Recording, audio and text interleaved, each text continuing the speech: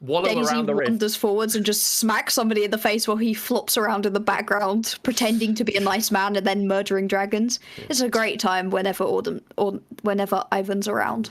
But yeah, we'll have to see. We've had a lot of discussion now about stuff. Preseason's been crazy, but I believe we'll get into draft, and we're gonna see what ends up being picked. As it's already we see that new ban coming straight out. Shah dominated on it last week in game 2.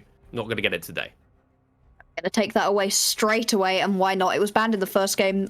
The opposition left it through, and yeah, it did not go very well. So taking that one off the board. Hecarim also, we've talked a lot about the Hecarim being a pretty strong champion at the moment, and then Yuumi, a constant ban, and it seems like the Cats don't want to play the Cat. Yeah, I mean, Yumi's just disgusting, right? I mean, it's just a disgusting champion. Even in pre-season 13, enchanters are very good, and Yuumi is the creme de la creme, so to speak. She's just absolutely disgusting and you making your teammates so much stronger. As we see the Ornn ban coming through, you were saying how good Gertrude was in that top lane on the tanks, and the Ornn's been taken off the board. So many of just the pocket picks being taken off, and this is what we were talking about. It's not necessarily, hey, this is what these players are best on in terms of the meta. This is just what they're best at in general. We'll see what this final ban is going to be, and then we're going to come into the first pick round and see where these teams are going to go for their first picks. Is it going to be more towards, hey, let's just get ourselves set up with our jungler, or do you want to take your AD carry early on if you think one of the really good ones has slipped through? It's important to note here the Scion has got through for Zoe in the mid lane. So this Scion would be available to maybe that whole sort of logical thread of suddenly we see tanks coming through, we see the Vayne or something like this is a possibility. But we see the Wukong picked up first. We're saying it's a possibility, and it's come through here for what you'd assume is a jungle Wukong.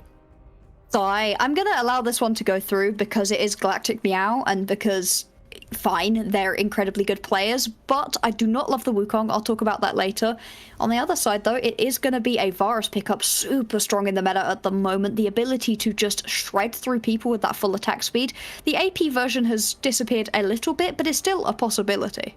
And this bot lane, if this is going to be a Karma lock-in, Varus Karma just gives you so much priority in that bot lane, right? Being able to sort of look for those invades, which Shah seemed to be so comfortable on doing on the Lilia and the Nunu last week. Obviously, the Nunu's been taken off the board, but getting that priority bot lane, I think, here is pretty crucial for Starlight, because that is the lane I would be looking to play through. Juniper, very good supportive top laner.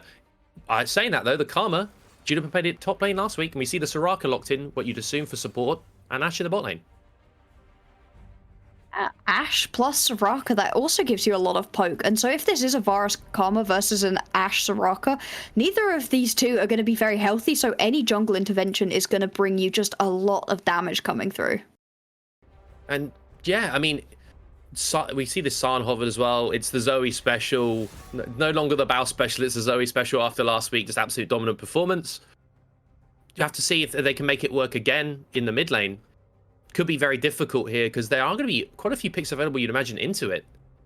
And we'll have to see now what Starlight want to ban. Maybe they take that Vayne off the board. Maybe they take these tank killers away. Yeah, you might want to. It's not necessarily what you're expecting Gertrude to want to play. Gertrude would usually want to play something like an Ornn or Malphite, the kinds of things that are being banned away. And because you have that Ashe already, you don't get that flex pick, which is part of the joy of picking yourself a Vayne top, is that you can pretend that it's not going to go into the top lane. See, we've seen Malphite come through, we've seen the Silas as well, and so Galactic Meow now, taking a lot off of the board that was shown last week by Starlight, but so far they've kind of left a pretty standard Starlight composition go through, which is a little bit of a flex, because you could say, hey, we're going to let you have a lot of what you're comfortable on, and we're still going to beat you.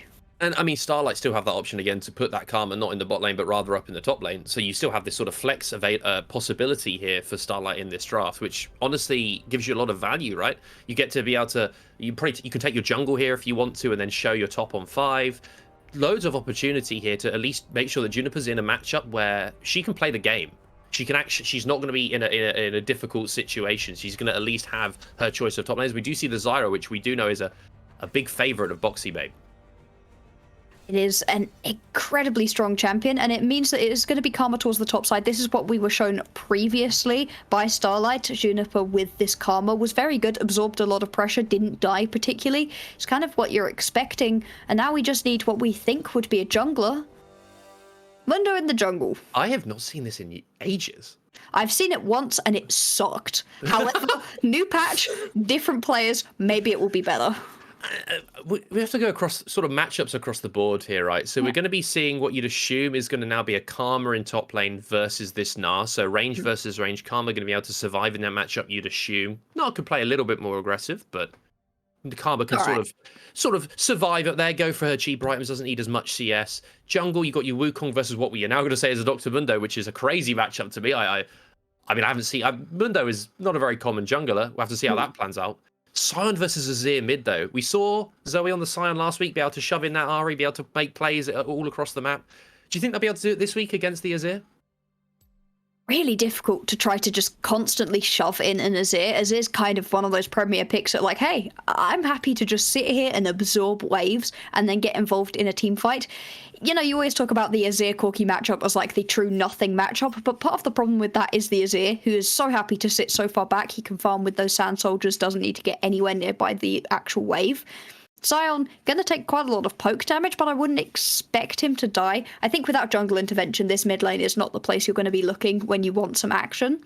This bot lane, though, definitely has the ability for some action to come through once level 6 is hit, because both the Varus and the Ashe comes with that CC setup to be able to start either a 2v2 fight, or if your junglers want to get involved, there's definitely places for that to happen. Big point here, though. Wukong in the jungle needs to find kills pre-level 6, can't just sit back and farm. This is my issue with the champion. If you sit back and just farm till 6, which is when Wukong is then strongest, then you've fallen behind because you don't farm that quickly and your opposition is going to be able to do things across the map. However, if you are able to get a couple of ganks in pre-level 6, find yourself some kills, then you're going to be in a really nice spot. But versus a Mundo, I don't know if that same time constraint pressure actually applies. Yeah, and as well, I think if you think about what Wukong wants to be itemized in this game, it's often that Sunderer, that Black Cleaver. And Mundo, on the other hand, yes, he's a tanky boy, and with the new items, he could be even tankier. But there is a lot of there's a lot of ability for the Wukong to absolutely shred you. Yes, falls behind if doesn't get leads early. But again, with that Black Cleaver, which generally comes through second, there's a good chance there you're going to be able to make this Mundo and this Sion significantly less tanky as well. Yeah. And you've got, that Ashe coming through, which usually a utility ADC can itemize towards stuff like that Blade of the Ruin King as well, can itemize towards like a Blade Kraken build. And, it's an entire possibility you could see, even though it's considered a utility champion, could be a significant carry here for the side of Galactic Meow. Definitely can. If you hit a couple of those long-range Ashe arrows, they stun up for 1-2 seconds. You can destroy a key carry in that time. They're very difficult to hit, though. And so it's a lot of pressure right here on Mirai to say, hey, we expect you to be able to hit these big ultimates. If not, the Ashe still has plenty of ability to just shred through people and is super annoying, which can kind of help in a team fight where your champions are really good at just running the enemy down. You can't really run away from a Gnar, you can't really run away from an Ashe. None of these champions allow you to just turn and run because you're going to be slowed so much. It could be for the side of Starlight. It can also be with those Ashe throws. It's not just about running away from them; it's running into them with the Ashe volley coming out, with the Azir Sand Soldiers, with something like the Soraka silences and the slows coming out from her Q. Things like this. It's really difficult to run into the composition coming out from Galactic Meow as well, which Zoe last week seemed to be so proficient in just going in. It was in. And this is more of a sort of defensive comp coming out for Galactic Meow that might sort of nullify that aggression a little bit. It could struggle a little bit. With the Sion, you do have the ability to use a lot of those items, a lot of your abilities defensively. It's not necessarily a, hey, as a Sion, I'm just going to go flying in. You don't have to do that. It is obviously where Sion is best. That Unstoppable Onslaught is a ridiculous ability for just initiating a team fight, but also you can use it defensively. As the Sion, especially if you go one of those true big tanky builds, you will absorb so much pressure if you do just use that ultimate, stop the opposition from running into you, and if they blow a couple of ultimates, that could unlock your team's potential to be able to turn the fight around, and maybe you can win a fight from that. The thing I just want to know here is with the Soraka, we were saying about how tanks seem to be meta. Tanks are the thing that we seem to see a lot more of at the moment with the new items. That could be down to, new items, I better test them out, see what they're doing. It can also be that tanks are very strong. But Soraka can, if you end up getting a lead in this bot lane here for Galactic Meow, Soraka can make any member of your team tanky. She's a portable health pack. And so she is a running ambulance. She could go on. The fights could go on forever. Yes, you're fighting Sion. Yes, you're fighting Dr. Mundo. These Goliaths, these Colossuses running around the map. But those fights are going to be able to be taken by Galactic Meow if this Soraka stays alive, right? Because there's going to be so much healing. Ash is the one that I'm looking at actually to be doing a lot of this sort of damage to this arm, because he is going to be able to itemize. He's going to have to itemize a certain amount of MR for his lane anyway. And Azir isn't traditionally known as this massive tank killer, at least not until the game gets a lot later. Can go for that Leandri's build, which you would assume you would see this game. You'd think so. At this point, with the amount of tanks on the opposition, you'd hope so. I mean, if you are Galactic Meow, please, for the love of anything, build yourself some anti-heal, because there's so much available for Starlight right here. The Varus is known for being able to heal massively once that Bloodthirster comes through. The Mundo is one of those healing champions where that's kind of the whole point of the champion. If you can't heal through the initial burst of damage, you are going to just be useless as a Mundo. But if you can heal through it, you're going to be able to run through your opposition. And Sion is actually not a slouch at being able to keep himself healthy either. And so a lot of anti-heal I'm expecting out of Galactic Meow. Both of these compositions, I think, are kind of built around the pick, to be honest. Neither of these compositions say, hey, big team fight, although they're certainly going to have to team fight. Who do you think's got the edge in that situation? It'd be quite difficult to call that, right? Because you've got the 2 tanks coming through. We know how strong they can be on current patch, but you've got stuff like the Azir, traditional teamfight champion, able to stand its ground incredibly well, able to force enemy teams back. You don't have to always use that Emperor's Divide to sort of engage and look for a Shurima shuffle. You can play more defensively and make more space. I would give it over to Galactic Meow simply because there is a lot of zone control coming through. There's a lot of Sand Soldiers will be put down. You've got that threat of the Gnar constantly coming through, the Ash Volley, things like this. We'll have to see, getting into game now, into game 1, whether they can teamfight and utilize what seems to be a strong teamfight composition, but you wouldn't say that Starlights is by any means weak. No, they are not weak in this situation. They've picked themselves a lot of comfort, a lot of champions that they know they're really good on. Ooh, a little bit of aggression. We see Zoe here sneaking in. Mirai hasn't spotted it just yet. Will now gets knocked up. No, has to flash. So that's the flash already burnt in a bot lane that we said would be the sort of the focal points. And Zoe already impacting the map. Already deciding to roam down into this bottom lane, and why wouldn't you? If you can just get a little bit of aggression, and hey, right there, you've got a flash off of what is a very immobile AD carry. Ashe without flash is so easy to kill, and all of a sudden you've put a big target on Mirai's head that Charliebean can look at and go, hey, I think I need to head down into this lane and see if we can actually find a couple kills here. And on the other side, though, there hasn't really been any sort of answer here, you'd say, trying to, from the side of Galactic Meow, not getting that much vision in the top side jungle. There's a little ward going down now on the Raptors. But Mundo going to be starting on this top side. We'll have to see how this clear goes, Bloxer, because I have no idea about Mundo's clear speed in pre-season 13. I'm going to say it's going to be a lot faster than it used to be. With the addition of those jungle monsters, they help you clear a lot faster anyway. And previously, that was one of the big points of Mundo. Once he had the level 3, it was a little bit easier for him to clear efficiently. But pre that point, it was so very slow, just felt sluggish. You can see right now, took the initial camp decently easily. And you can see why Mundo decided to start towards the top side, because you get the ability to have that little bit of help from Juniper to take your first camp. Whereas if you start towards the bottom side, you are not going to get that from Muse and Boxy Babe. They want to start in the bot side already.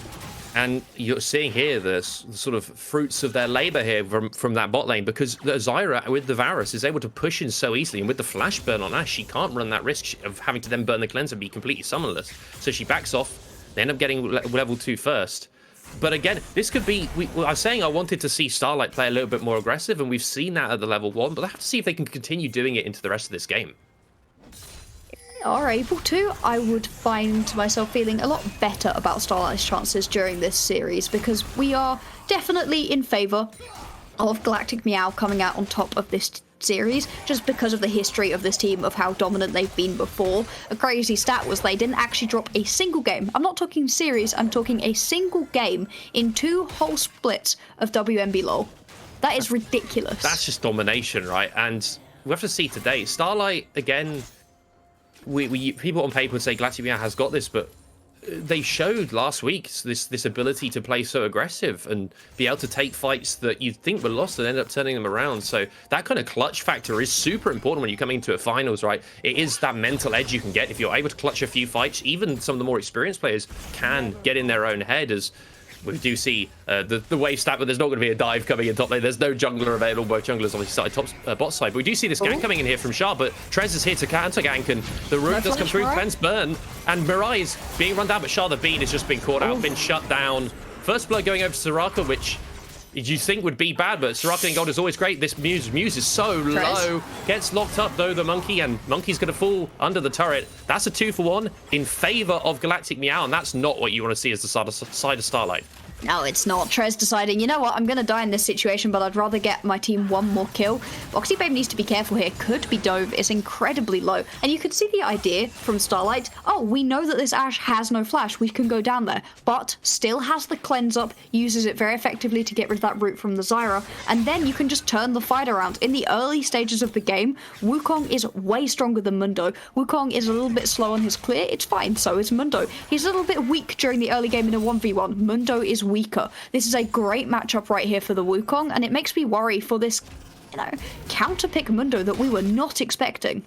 Charlemagne has to be a little bit careful. Trez is just going to keep going, running into the jungle as Apple Soju moving over.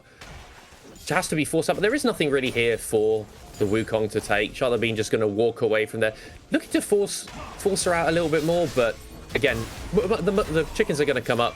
Nothing happens for it. Charlemagne's going to look for this bottom skull.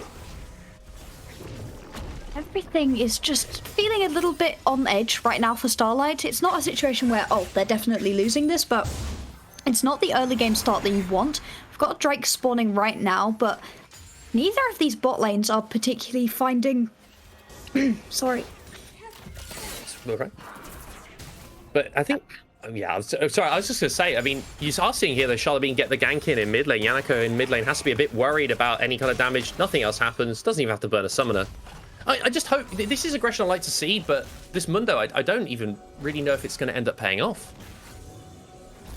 You okay? Oh, it might not. I mean, it's such a odd pick, and we talked about taking what you're used to, what you know, what you like, and we hadn't actually seen very much Mundo before. And Mundo is something that, again, clears... We don't really know. We assume would be going in build towards this Heartsteel. Yes, very strong on one item, as Soraka's been dropped incredibly low. That mobile health pack hasn't got much health of their own. Unfortunately, the roots do go wide on Mirai, and this aggression, though, coming out from the bottom is exactly what Starlight need to be doing. They need to be playing more aggressive. They need to be taking some sort of advantage here in one of these lanes, because in your top lane matchup, Juniper isn't going to be eking out too many advantages against a Gnar. It is a Karma, going to get whatever CS she can. And she's going to have to be a little bit careful about sort of dives, but overall she's just being left safe up here in the top lane. And yeah, Juniper just playing it safe up there. You see the Sion pushing in here. Not really anything happening to this Sion in the mid lane. No ganks coming through. And, ooh, okay. Well, it's just going to have to see if this dragon has even fought, because they are going to get it though, Starlight. And this is the kind of thing we wanted to see. We said we wanted to see aggression, and they're getting that first dragon. So even though going down 2 kills in the bot lane, they're pretty happy. They're pretty happy with that trade in the end. Yeah, this composition can work decently well during the early stages of the game. It scales pretty well as well. I'm not looking at either of these compositions and going, yeah, this one falls off massively once we get past 30 minutes. Actually, both of them scale into the late game decently well. And so getting that early Drake, great start right here. Oh, bit of a fight here. Trez has some backup. This is an aggressive invade, but back up from Gertrude. Charlemagne, she's just going to have to give over her red buff. They might try and fight, but this Mundo is just playing too aggressive, too soon. No. Taken down by Trez. Nothing else coming through, and losing all their jungle. Little bit of an issue right there. We're just...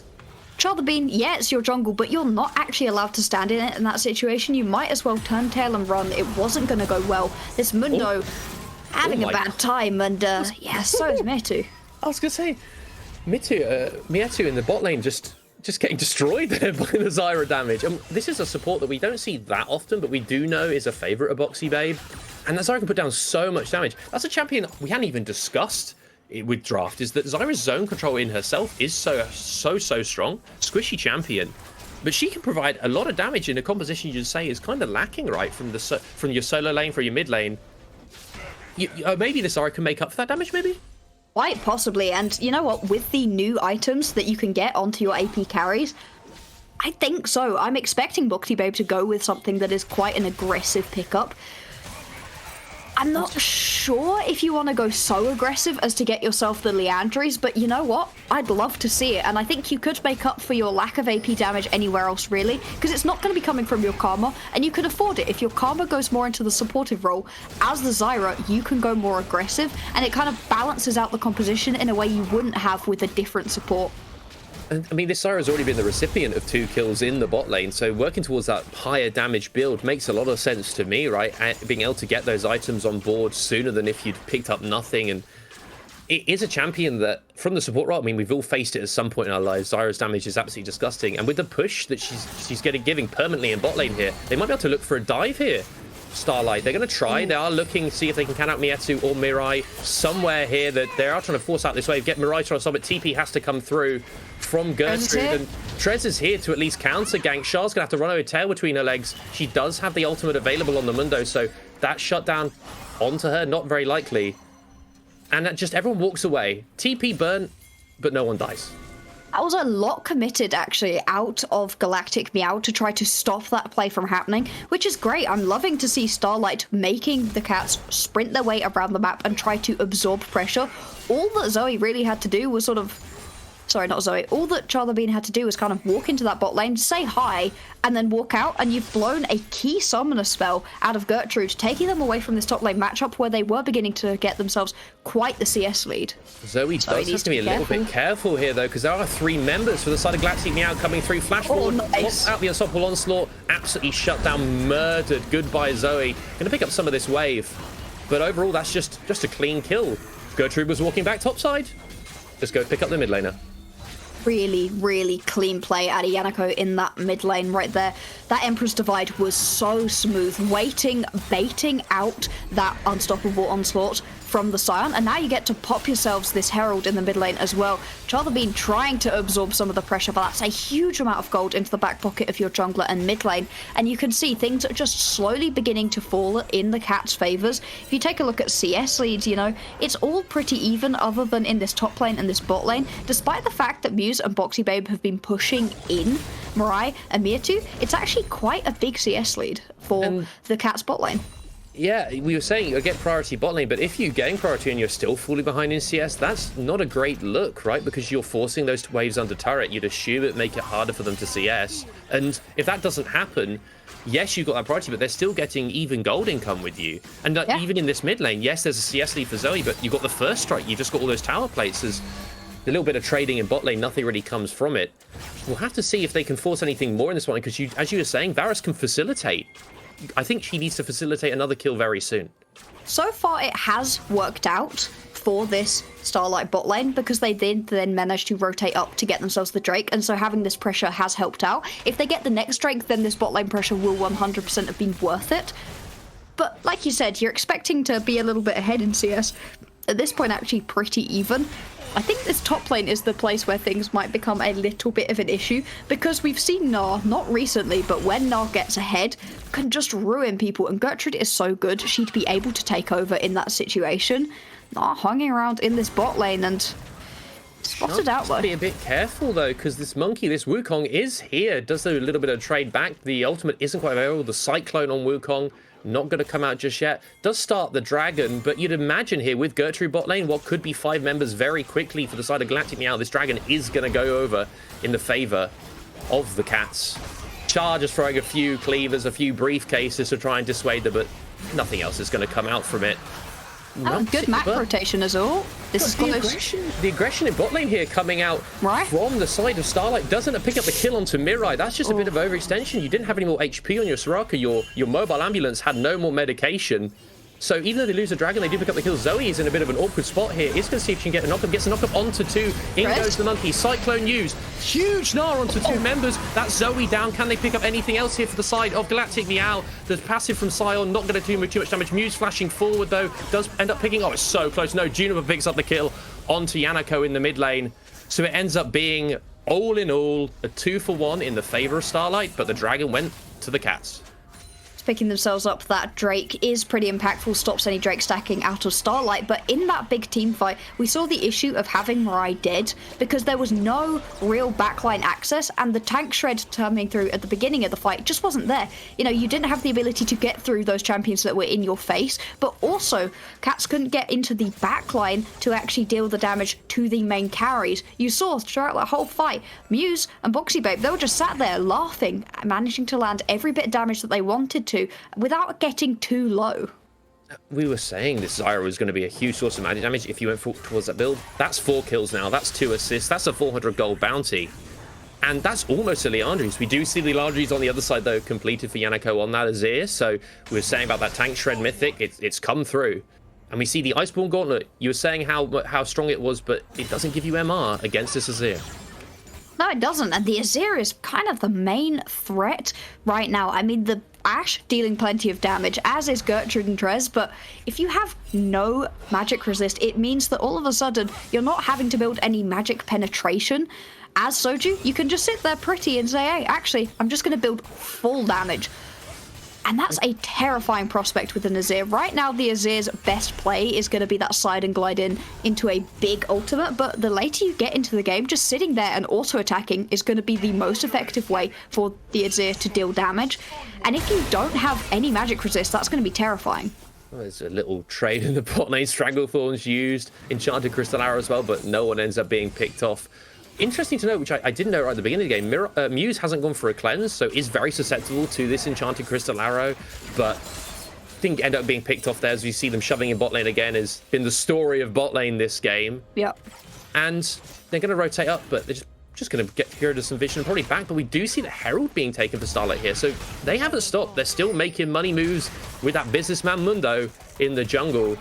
Gertrude coming down, though, is going to spot this. Going to see if they're going to be able to collapse. Might decide against it. It is just Gertrude at the moment, and Trez is nowhere really near. Juniper's here to help. Have to see if they can get us some sort of steal from a Gnar boomerang. Doesn't end up going over. They do end up picking it, but here comes Zoe looking for Gertrude. This is going to be a 3v3. All the tops, all the mids, all the jungles available. Huge Cyclone knockup onto 3. Gnar jumps forward. Another Cyclone knockup. Juniper's still alive. All that healing is absolutely massive, but Zoe's been called out. Zoe's going to drop. Maybe might be able to return a kill using that Scion passive. Have to see. Looks unlikely with all that CC. And that ends up being the Herald for Starlight, but a kill for Galactic Meow.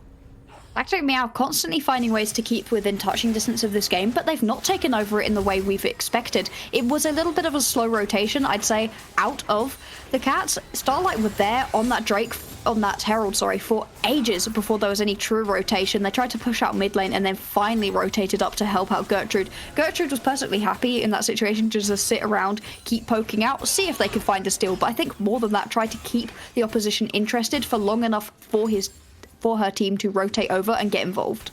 And we're now seeing pretty much mythics being completed across the board. We obviously, other than this Mundo and this Wukong, we're seeing my brain's going crazy there. The Moonstone Renewer coming out from the Karma in the top lane. So these team fights are going to be a lot harder to take. There isn't any real anti-heal on the side of Galactic Meow just yet to deal with this healing coming out from the Karma. You've got that Iceborne we were saying before, but now you've also got finally this Leandri's completed on this Zyra. The damage in that bot lane is going to be absolutely disgusting.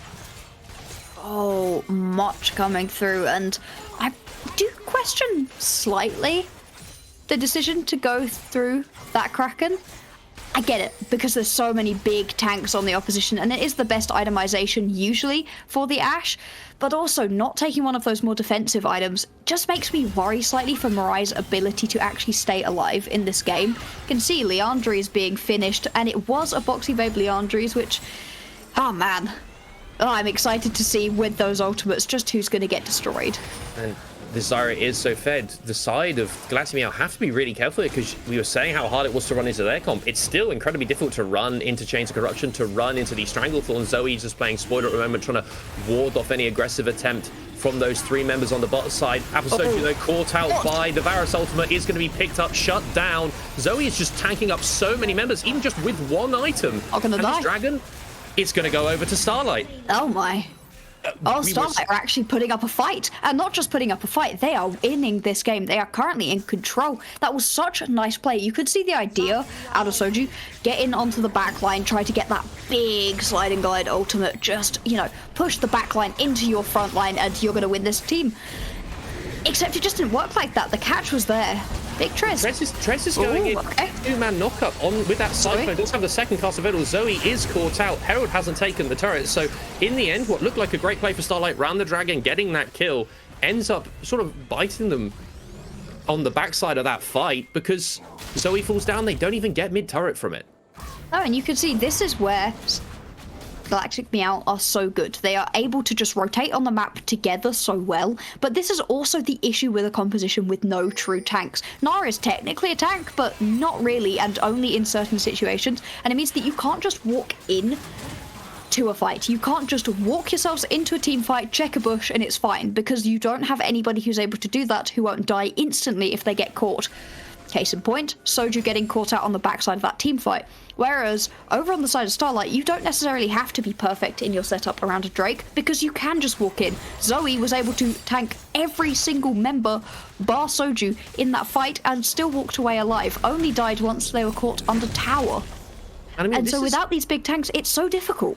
I'd say this is... We were saying how Zoe was a huge carry. This game, you look at the scoreline and think, oh, 0-4-2, my mid lane Sion is not performing so well, but she's played such spoiler in these fights again and again. Yes, fooling, but your Sion, you don't really mind too much. Your passive is very strong, but also being able to tank up so many members is your job as this tank mid laner. So it's good to see that even though Zoe is, you know, in terms of scoreline, maybe not performing, the rest of Starlight have stepped up. When you could argue last week looked like the Zoe show, this week not so much. And being able to play through any one of your lanes is a really strong position to be in, especially in a best of 5 where adaptation is key. If you're stuck in your ways during a game like this, you are going to lose. The ability to play through whoever you need to is going to give them all of the ability to change things up in this fight. As the Ash arrow goes wide, doesn't matter. Yeah, the arrow goes wide. Cyclone used by the Wukong. The flash ends up having to be burnt by Muse, but ends up no one falling. The arrow went very wide there, and you don't have anyone on the side who has cleanse, so even this Zyra is a viable target. She's got a 400 gold shutdown, but no one falls. That's 2 ultimates burnt for the side of the Cats. And if you're Starlight, you've got to feel pretty happy coming into this game. People would have probably written you off, and you're putting up an incredible performance so far. Yeah, I feel a little bit bad for being so down on them, but it wasn't a Starlight issue. It wasn't like, oh, I think Starlight suck. It was very much... Where's that Sion ulti going down? Straight down the middle. Straight down the mid lane, through the river, getting sped up. Speedy little boy Sion there. Doesn't end up catching anyone. The silence used by Soraka. No more follow-up. And everything peters out. It could have been, and it was worth a try with this Sion ultimate. And also now Zoe is in position to be hanging around as you begin to push in as Starlight to begin setting up all of your vision for this Drake. Spawning in about 1 minute 40, so you want to start to move in. Have control over your opposition's jungle, know where they are, then you can go back and take a reset at about 1 minute and then walk back in and be in a good position for the Drake. With the Baron also available, having control of this mid lane is so key that I don't necessarily disagree with the use of that ultimate. If we take a look at some key items, I just think this Varus has now completed the Rage Blade, which is kind of the point at which Varus is terrifying. You've also got the on the other side though, you do have that Wukong finishing up that Sundra, so dude does have that 2-item spike. No Black Cleaver, but still has a lot of damage coming out from that Hydra. You also then see the 2-item completion for the Karma. Now I'm going to put on a little bit of a ranty tangent maybe here. I'd love to see this Karma pick up the support item right now. Yes, like, pick up the support item.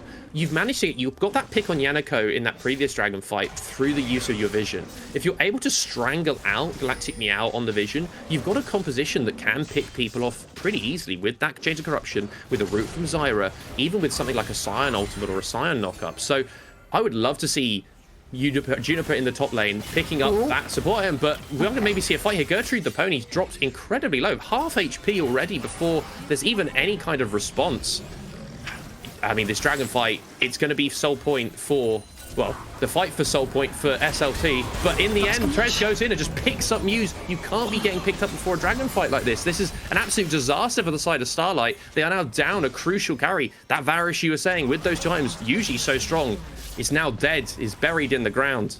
And you'd imagine this is just going to end up being the dragon for Galactic Meow. Such a bad decision right there out of Muse, trying to keep that tower alive, which you can understand, but you can't sit there just by yourself, especially not versus the Azir, who could get in onto the backline so easily. Now you can see the Azir and Soraka playing Gatekeeper, and then easy pickup right now. I was expecting this team fight to be a lot easier for Starlight, because they have those big tanks, they have the easier fight.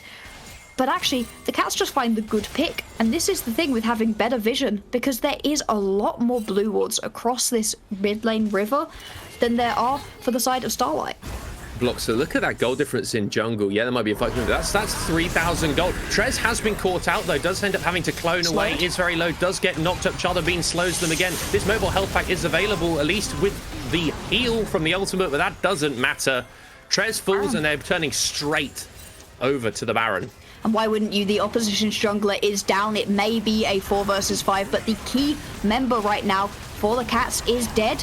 You can see actually right now, yeah, Galactic Meow, they've decided we don't care. We're going to let you take this Baron, and we're going to take as much of your base as we can. They might be able to take themselves one more turret, and then these empowered recalls would allow Starlight to get back to be able to try defend. Or are they going to come around the back? They're going to come in the back. This might be a big fight. Galactic Meow have to be careful. Yes, you've got an Azir trap behind you, but you've got 2 tanks on the side of Starlight. They simply do not care. Chains of Corruption ends up not landing onto Yanako. This Azir is going to have to hold their ground because Zoe doesn't care, moving through. Emperor's Divide used, and they're going to get out. They do get, I believe, that turret in the mid lane. I have to see, but not as much as you'd think they would have gotten, given that they were pushing both waves.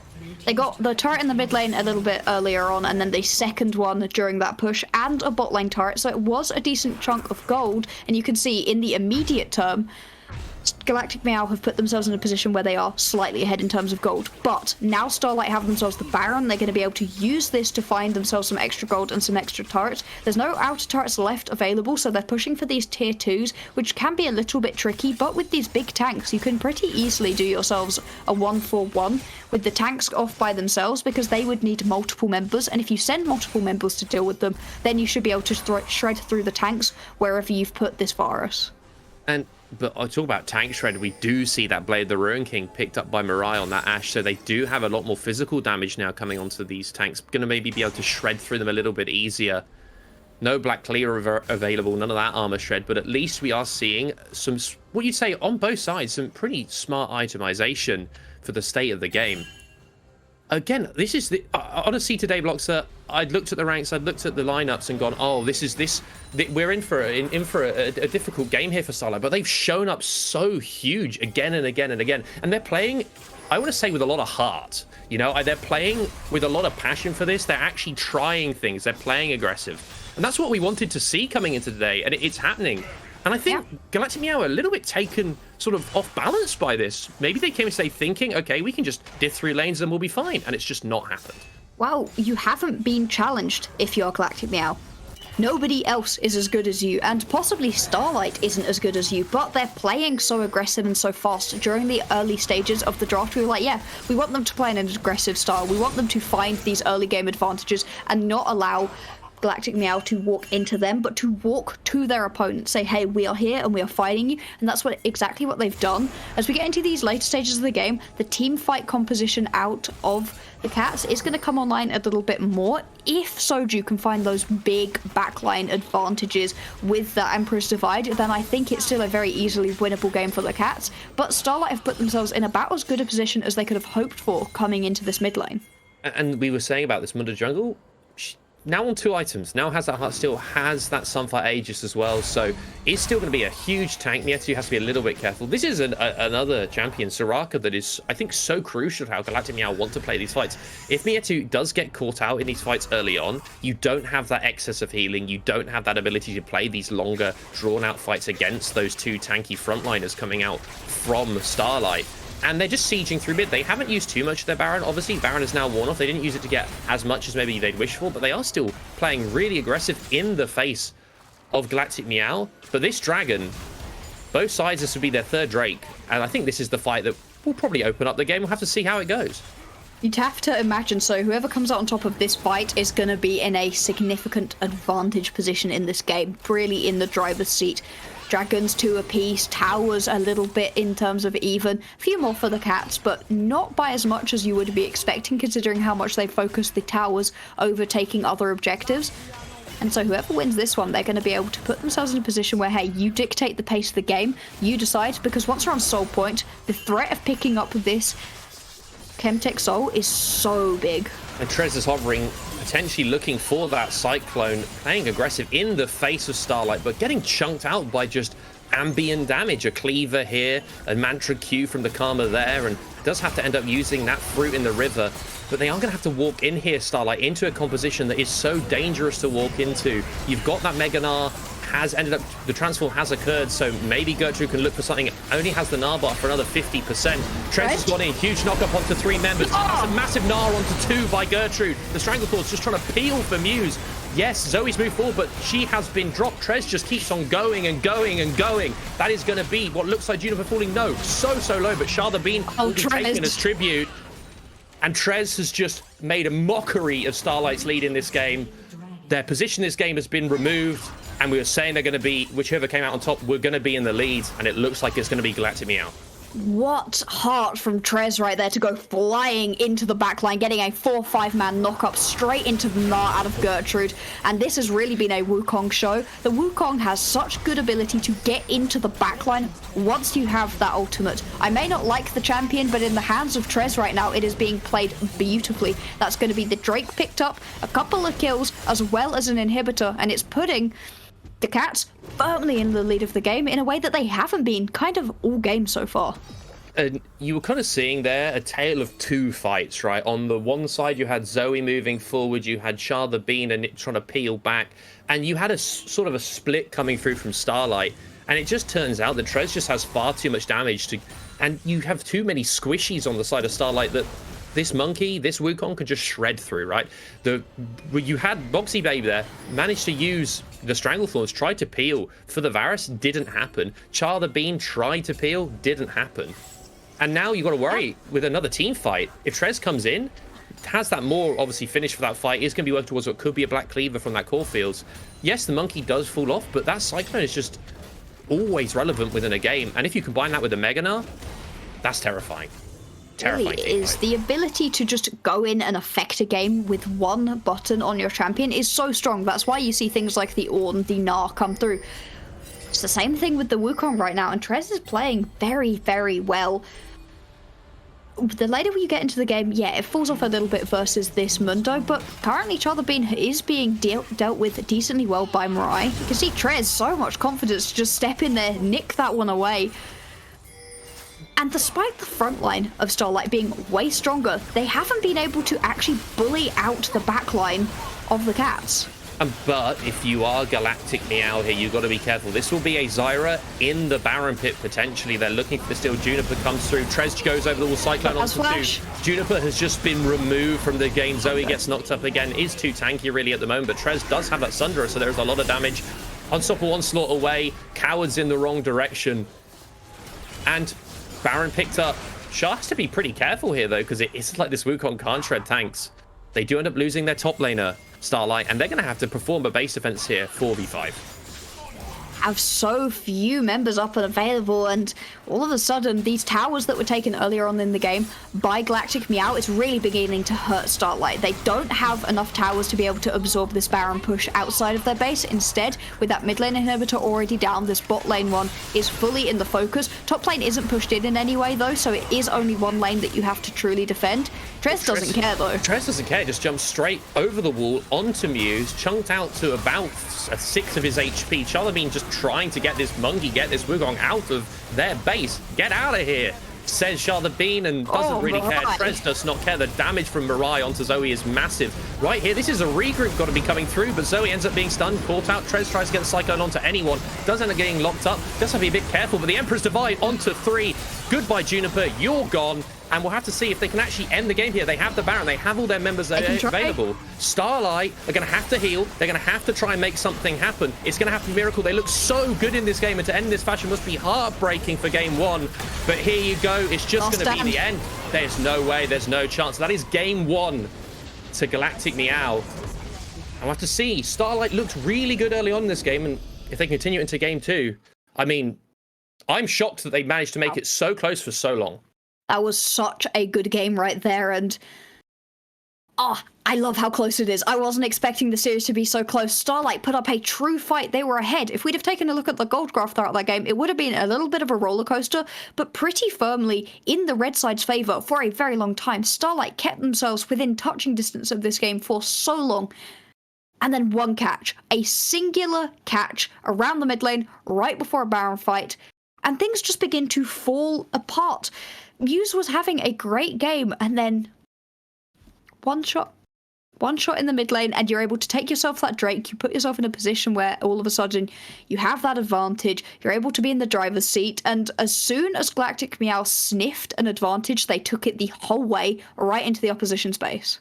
And when you start having these team fights for Starlight begin with your Karma being picked off, who is a huge contributor to your survivability. Yes, you've got 2 tanks, but that Moonstone is massive. Those Mantra shields are massive. If your Karma falls first, the sort of basket breaks and you don't have that sort of survivability with the amount of damage. You had that Leandri's on the Azir, you had the Blade the Ruin King Kraken on the Ashe. There was a fear whether the survivability was needed. It wasn't. But we'll have to see going into game 2. Starlight, interesting draft. Played to a win con, played aggressive. I hope they don't get discouraged. I want to see more aggression. But in game 2, we'll have to see if Starlight can even up the score, or with the Galactic Mal can take it to match point. Don't go anywhere.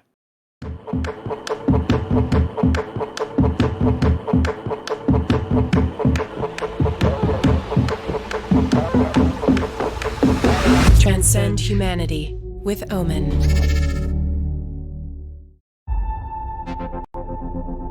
What is that? It's cutting edge VR, Flynn. It looks like it's something from the future, you know?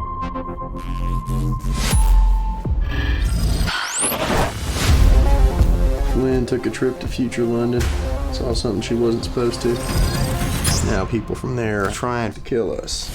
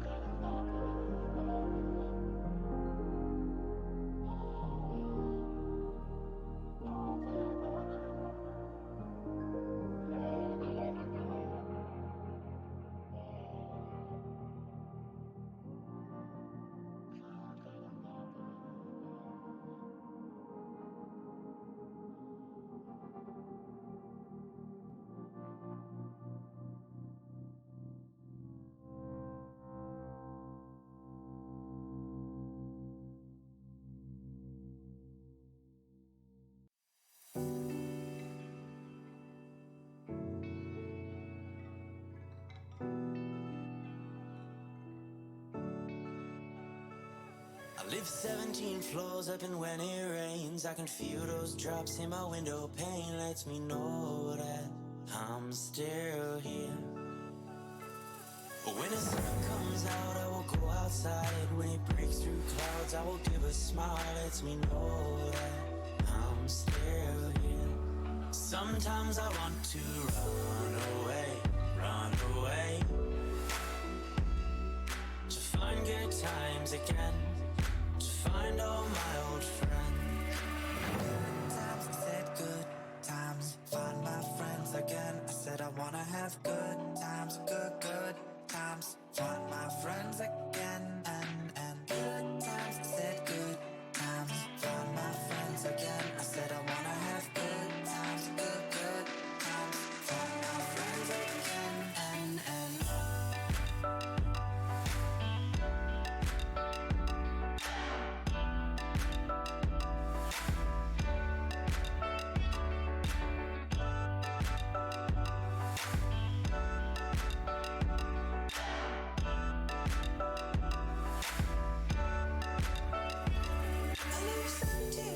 up, and when I cry, I can see this city through my watered eyes. Lets me know that I'm still here.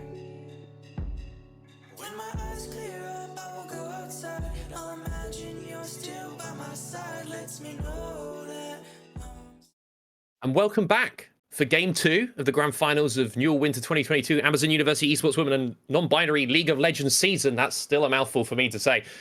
That was a great Game 1, Bloxer. Oh, yeah. Competitive beyond So belief. And Starlight, honestly, had a number of chances to actually really push for a win. They could have won that game, genuinely. There was one singular catch onto the Varus. And, you've got to feel so bad if you're Muse, because you were so close to winning that game, but that one catch, it wasn't the only reason that Galactic Meow won. The Gnar was massively out farming. There were great plays out of the Wukong, you know, lots of things were going well for Galactic Meow, but on Starlight, it was happening. And then you get caught and you lose the Drake and you use the tempo that you were running with. It was a situation where Starlight got themselves into a lead and then didn't let it up for a really long time until they did. And because Galactic Meow are so good, once they had a sniff of the lead, they just took it. And I mean, but there was one team, potentially now world champions, who always lost Game 1 anyway. And we could Starlight have got to be the anime protagonists in this one, because that was a grueling Game 1 to see them lose, given how well they were playing. They were playing up to their opponents. They were taking aggressive fights. They were taking objectives. They were actually, in many parts of the game, genuinely outplaying Galactic Meow in terms of getting Drakes and things like this. So positives coming into this game, they can't look at that game and think, damn, like, oh, this was inevitable. So like, close. you look so good, honestly, in the early on in that game, and it's just one pick. That stuff you can clean up in between games. This isn't something you've got to go back to the VOD review board and figure stuff out. You can clean this player, up. grab someone better. Yeah, Like, it's not that situation. We've had plenty of games. Starlight, we watched them play in one of those games where it's like, hey, you have no chance. I'm sorry, we're going to say it's competitive, but you have no actual chance. In this game, there was a genuine fight in Starlight, and I love to see it. I want to see it more. I think you need to keep running with what happened. The Mundo jungle pick, I didn't love it, but it wasn't bad. And if you think you could play it again effectively, I wouldn't dislike seeing it again. Versus a Wukong, especially someone who doesn't farm too fast, can't punish it out too hard. I mean, it just got to a point, eventually, unfortunately, where Mirai was just dealing too much damage on the Ashe, but it wasn't like it was entirely because the Mundo was a bad pick. And actually, there was really good proactivity there. Charterbean did really well just getting across the map, ganking in lots of different places, moving down towards the bot side. Unfortunately, there were just a couple of situations where the jungler for Galactic Meow was also there and able to counter gank effectively. And what I will say, though, we've said this before, we say you look at the rank differences, but they weren't disheartened. A lot of people, League is also such a mental game, right? League is a game where if you have that mental edge over your opponent, you're able to sort of, you know, push for things that you wouldn't be able to do before, play more aggro because they back off anyway. But we didn't see Starlight capitulate. They didn't look at it, what so many people do when they play their solo duo game, or they play a game, oh no, I'm against someone who's a higher, oh I can't, oh this guy's a higher rank, what am I meant to do? This, they didn't sit back, they just went in and they aggressive. That's what we want to be seeing. Is there anything you want to see in this draft from either team that maybe gets banned, or a few changes? We're saying the Mundo, we're maybe not the biggest fan of that Mundo jungle, but would you think that Galactic Meow ban anything different, or do you think Starlight should angle towards this Wukong? What do you think we should be seeing changes coming to Game 2 draft? If you're Galactic Meow, I wouldn't mind either picking or banning that Varus, because it didn't manage to take over the game quite, but it was really close to doing so.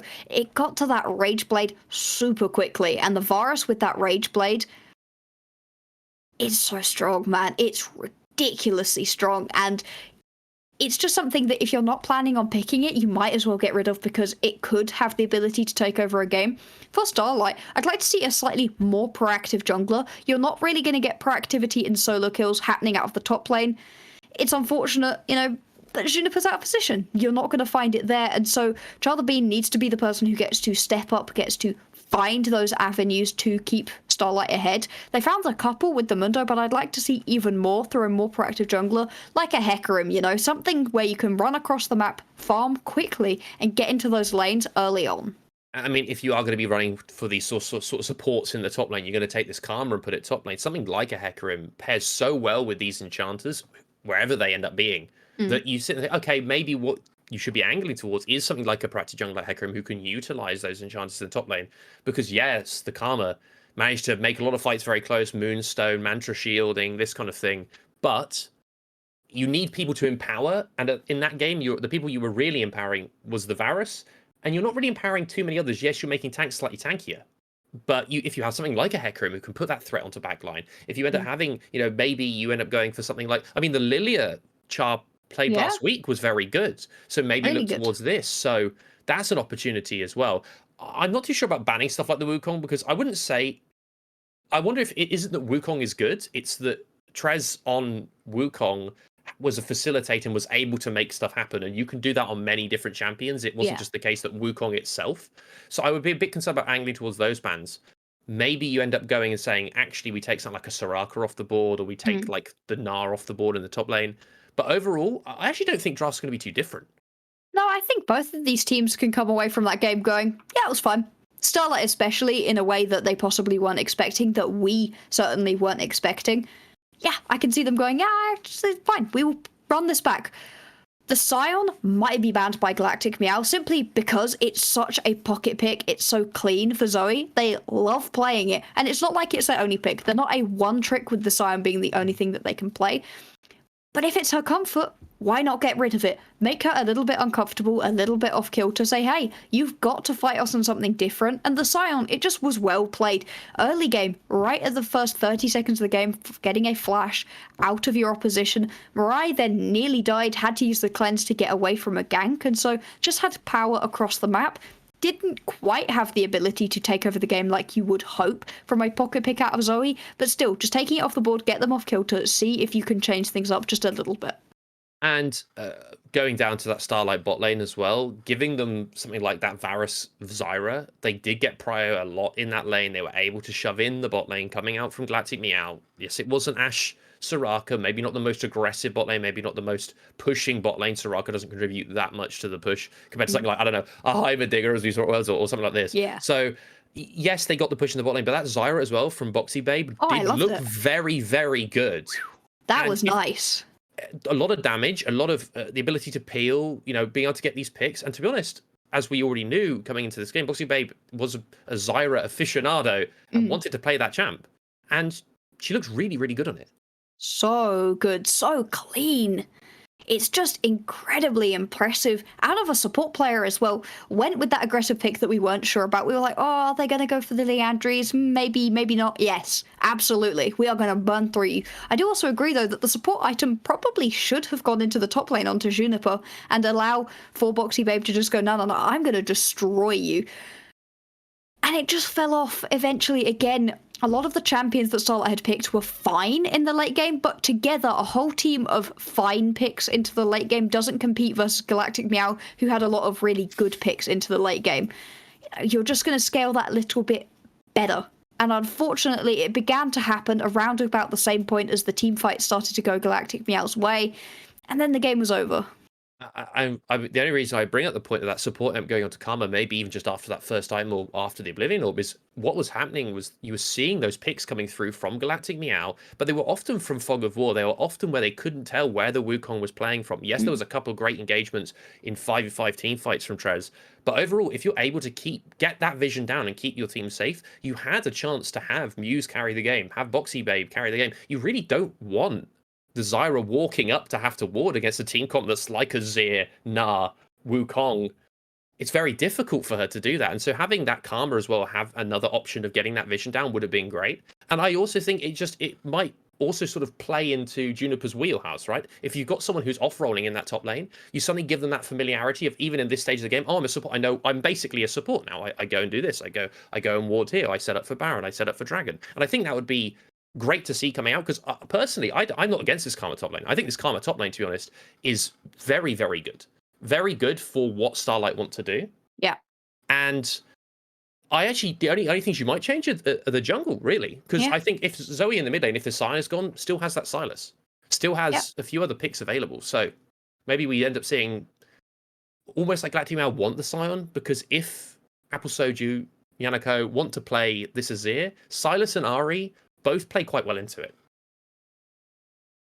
They really do, and why not try to be a little bit more aggressive in a couple of matchups? Because the sound was great, sure, but Silas, we saw just how good Zoe was on that Silas. And if you can be a little bit more aggressive in the early game, why not? That was the point at which Starlight had a lot of power, and we saw during the previous series with Starlight as well, their early game was kind of the best part of their entire draft, of their entire game plan. We know what we're going to do in the early game. We're going to rotate around the map constantly, and we're going to find picks. It's just unfortunate that Galactic Meow also had great rotation. We're constantly, just unfortunately, slightly in the right position to find some picks. Not necessarily right where they needed to be, but close enough to be able to come over, get involved in the fight, and swing things. So where it could have been a Starlight get a Drake and a kill, it's Starlight get a Drake and maybe lose a kill instead. And so things stayed within touching distance the entire time. I can imagine on Starlight's camp, you're pretty happy with yourselves, but also you can look back at that game and go, there are one, maybe two moments where if we'd have gone one or two more kills, or not lost one or two kills, we would have been able to come into that mid game even stronger, because they came into the mid lane just ahead by about 1,000 gold, and we were like, they're doing it, because that's the caliber of Galactic Meow. Whereas if they could have come in with 4K of a lead, that's the point at which you can start slapping people with your wallets and actually use those items as a true difference maker. And the sort of moment that stands out to me is when they have ended up fighting the dragon, picking it up, they move mid to drop Herald, and the Herald doesn't get mid turret, and they end up losing a kill because Trez pulls the trigger and goes, I'm going to make it happen in mid right now.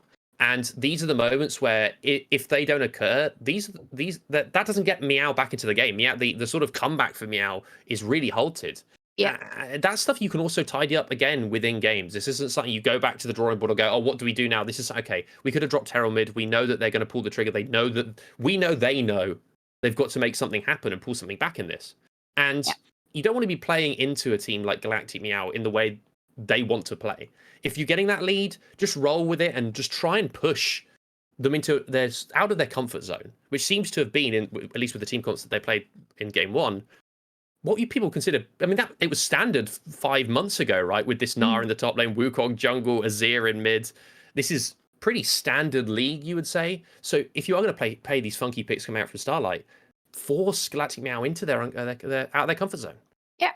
But play in standard ways around your funky picks. You don't need to be roaming around with your Scion at all times. The Scion ended up falling behind in CS a little bit because he just was never in mid lane.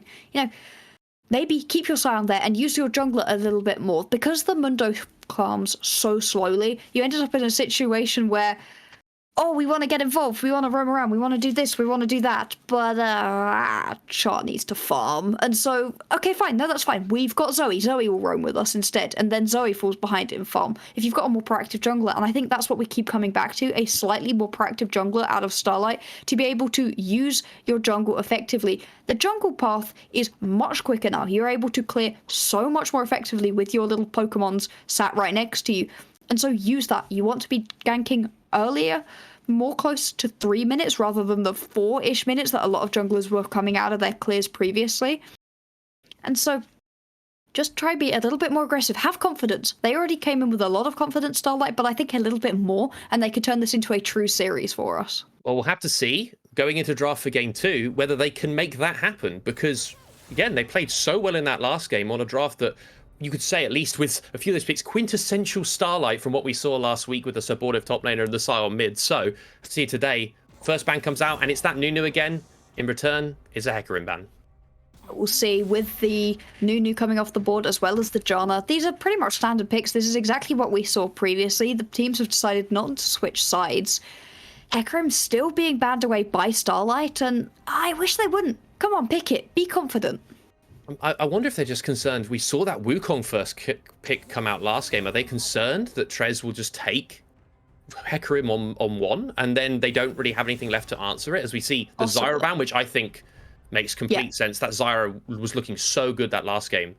The Nami ban last game, dissuades that Lucian, and the Wukong ban comes through. This has got to be a different draft, and Yumi's available. Yumi is available, and what a pick to leave around. Why not?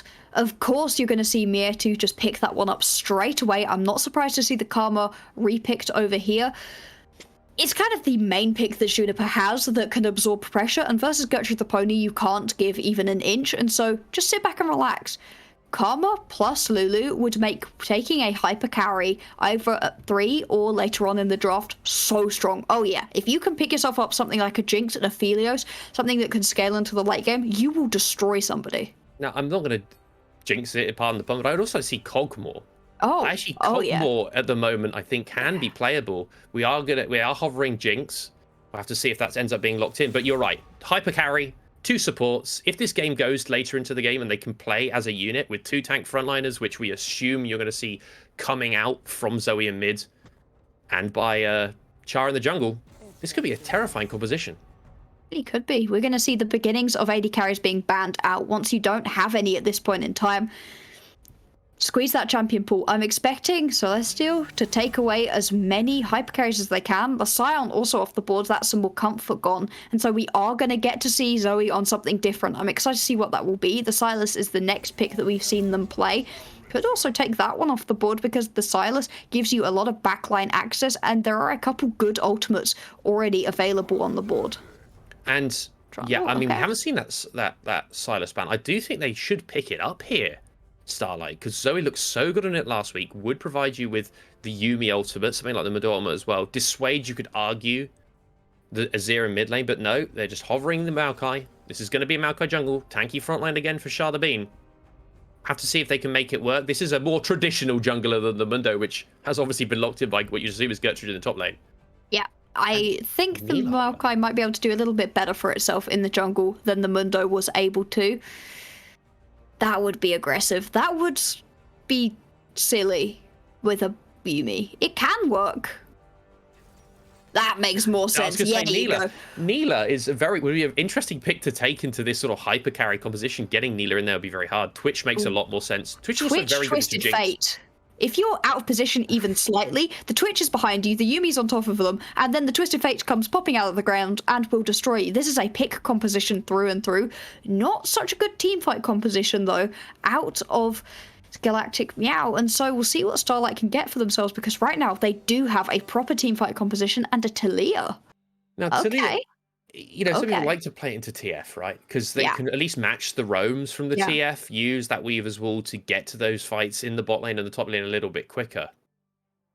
It's interesting to see, because this is a champion I wasn't actually expecting to see come out from Zoe today. I was expecting, with Sylas still available, who could have taken that TF ult, with stuff like that Ari available, I thought that was what we'd go towards, but we are seeing the Talia. I like it. Fights in the bot lane, not unlikely fights in the top lane with a Mundo versus Karma top, which is a matchup I've played a lot from the Karma side. At some point, Mundo, if you do end up messing up your cooldown rotations as Karma, Mundo can just run you down. Yeah, so absolutely. You can get just 100 to 1 if you mess up just a little bit. This bot lane, Twitch Yuumi is pathetic during the early stages of the game. Up until about level 6, Twitch Yuumi is basically nothing. They are there, sure, trying to absorb farm, but they should be getting pushed in massively by the opposition. And Jinx Jinx Lulu, that has a lot of poke potential and a lot of potential to all in. If you get polymorphed, if you get hit in those flame choppers, you can get taken down. Enough setup when you come into these ganking situations as well. You're going to have to be so careful as this Galactic Meow bot lane. But once you get into that 2 to 3 item point on the Twitch, you can pop up behind anybody and just ruin their days very easily, and you have a lot of follow-up with the rest of your composition. And I think where to look at in this game, if Gertrude in the top lane gets a huge lead, the Jinx might not be at that item spike to deal with a hyper tank Mundo. The Kayn as well should be able to get some amount of access, although polymorph into Kayn is very annoying if you're the Kayn player. That one polymorph you can't get Humble Trespass off. You can get locked up, you can get blown up. Yeah. But this is an eggs in the Mew shaped basket here. Yeah. There's a Maokai rather in the jungle. Going to provide some damage, but not a lot of peel. There's a Talia who can do some damage, but again, going to be a lot of peeling. Not as much damage coming through as if we'd seen, say, maybe this Silas or maybe this Ari. And so we are going fully committing to Muse. They showed that they could take it to the bot lane of Galactic Meow last game. And they could try and do it again. And all the good for it. I think they should be looking at this. Do it. Yeah. Because you were pushing them in. You were making plays happen. On the other side, though, there's a Kayn. Yeah. A jungle diff champ. Jungle Canyon champ, one might say. It's synonymous now with that player. Kayn is someone who can just run away with a game if he does get a lead. And as a Jinx, you've got to be so careful. You're really relying on your Karma Lulu to be able to keep you alive. Because the Kayn could just walk up to you with a Yuumi in the backline. If he decides to go blue Kayn, if this is going to be a blue Kayn right here out of Big Trez, we know that she doesn't mind going flying into the backline. Oh boy, that would be just destruction. I'm not sure if blue Kayn will be the decision in terms of how good Big Trez is and how much confidence they play with. I think it's definitely likely. Red Kayn, though, at the moment might give you a little bit more utility, especially because you will have enough damage with your Twitch, with your Twisted Fate, that you don't need to be the sole damage dealing carry. But there are squishy members on the opposition. Hey, if you want to get into the beginning stages of a team fight, where you're dodging around each other, murder the Lulu, and all of a sudden you don't have a ton of survivability that the Jinx and the Talia were relying on. You still have the Karma though, and that's a little bit of a saving grace versus this Kayn. Can't go in and assassinate one person because you still have some remaining, but still, if this Kayn can get ahead, then that is the avenue in which all of a sudden, this game is a little bit done for Galactic Meow. I love the Mundo in the top lane, to be honest, rather than being in the jungle. I think it's so much better in this lane. Absolutely. And for into a lane like the Karma, all you end up seeing is the Mundo just tanks the damn little bit of poke that's available, you have to root him to even get rid of his passive, and that puts you in the danger zone of being hit by a couple cleavers and run down. And then he doesn't care. Nope. It doesn't matter. It doesn't matter if you're damaging him.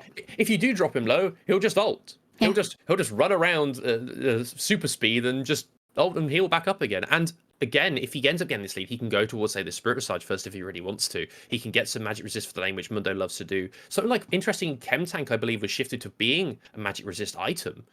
So Chem Tank is a possibility as well if he wants to be the Mundo wants to be able to run in.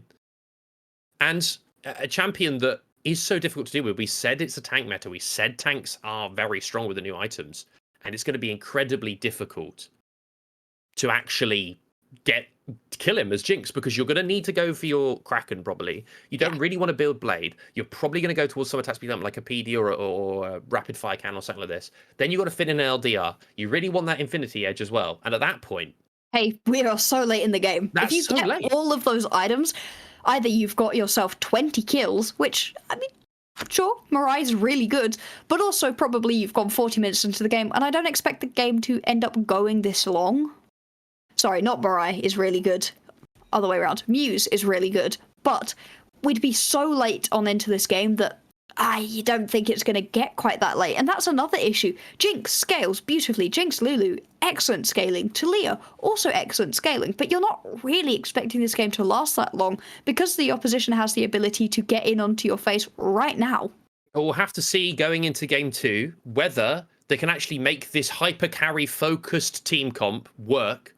We'll have to see if they can actually get to that late game stage, or if a tanky Mundo's going to run out, who's running Ghost as well, so he's running at you at supersonic speed. This is the first strike Kayn as well, so maybe an assassin Kayn with a Yuumi, absolutely terrifying. But it's just going to be a line of scrimmage to start off the game. Let's see if Starlight are going to be able to get themselves back into this game, make it a series for us, or if once again Galactic Meow, formerly Celestial Cats, is going to take their 3rd championship on the bounce, make sure that Gertrude the Pony and Mirai can just keep their titles, keep stacking them up. I think their trophy mantle has got to be getting a little bit out of space at this point. I mean, they've just been absolutely dominant for the past few seasons, so why not add another one to the collection and say definitively the best players in Women and Non-Binary League, your history at this point? I'd say why so. not add a few more? I will mention this First Strike Kane quickly. It's interesting to see that he hasn't... I remember seeing SOFM running an Ignite with it instead of igniting level 1. We're not going to see any shenanigans like that.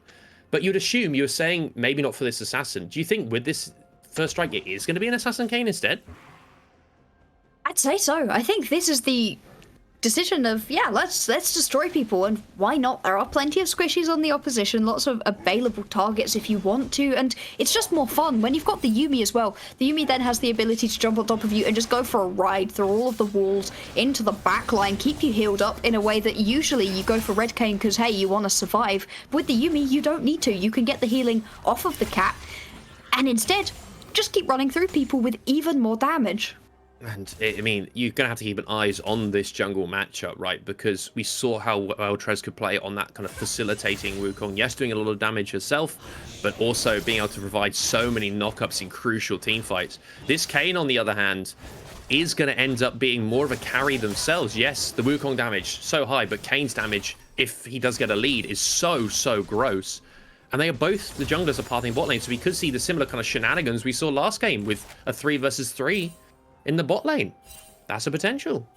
Definitely is, and I've got to think, also with the Not a Wolf picked up for Big Trez, it's saying Blue Cane, right? It's got to be, right? Everything about this is saying Blue Cane. Surely you'd want the Frog if you were going to go for the Red Cane to be able to survive for longer.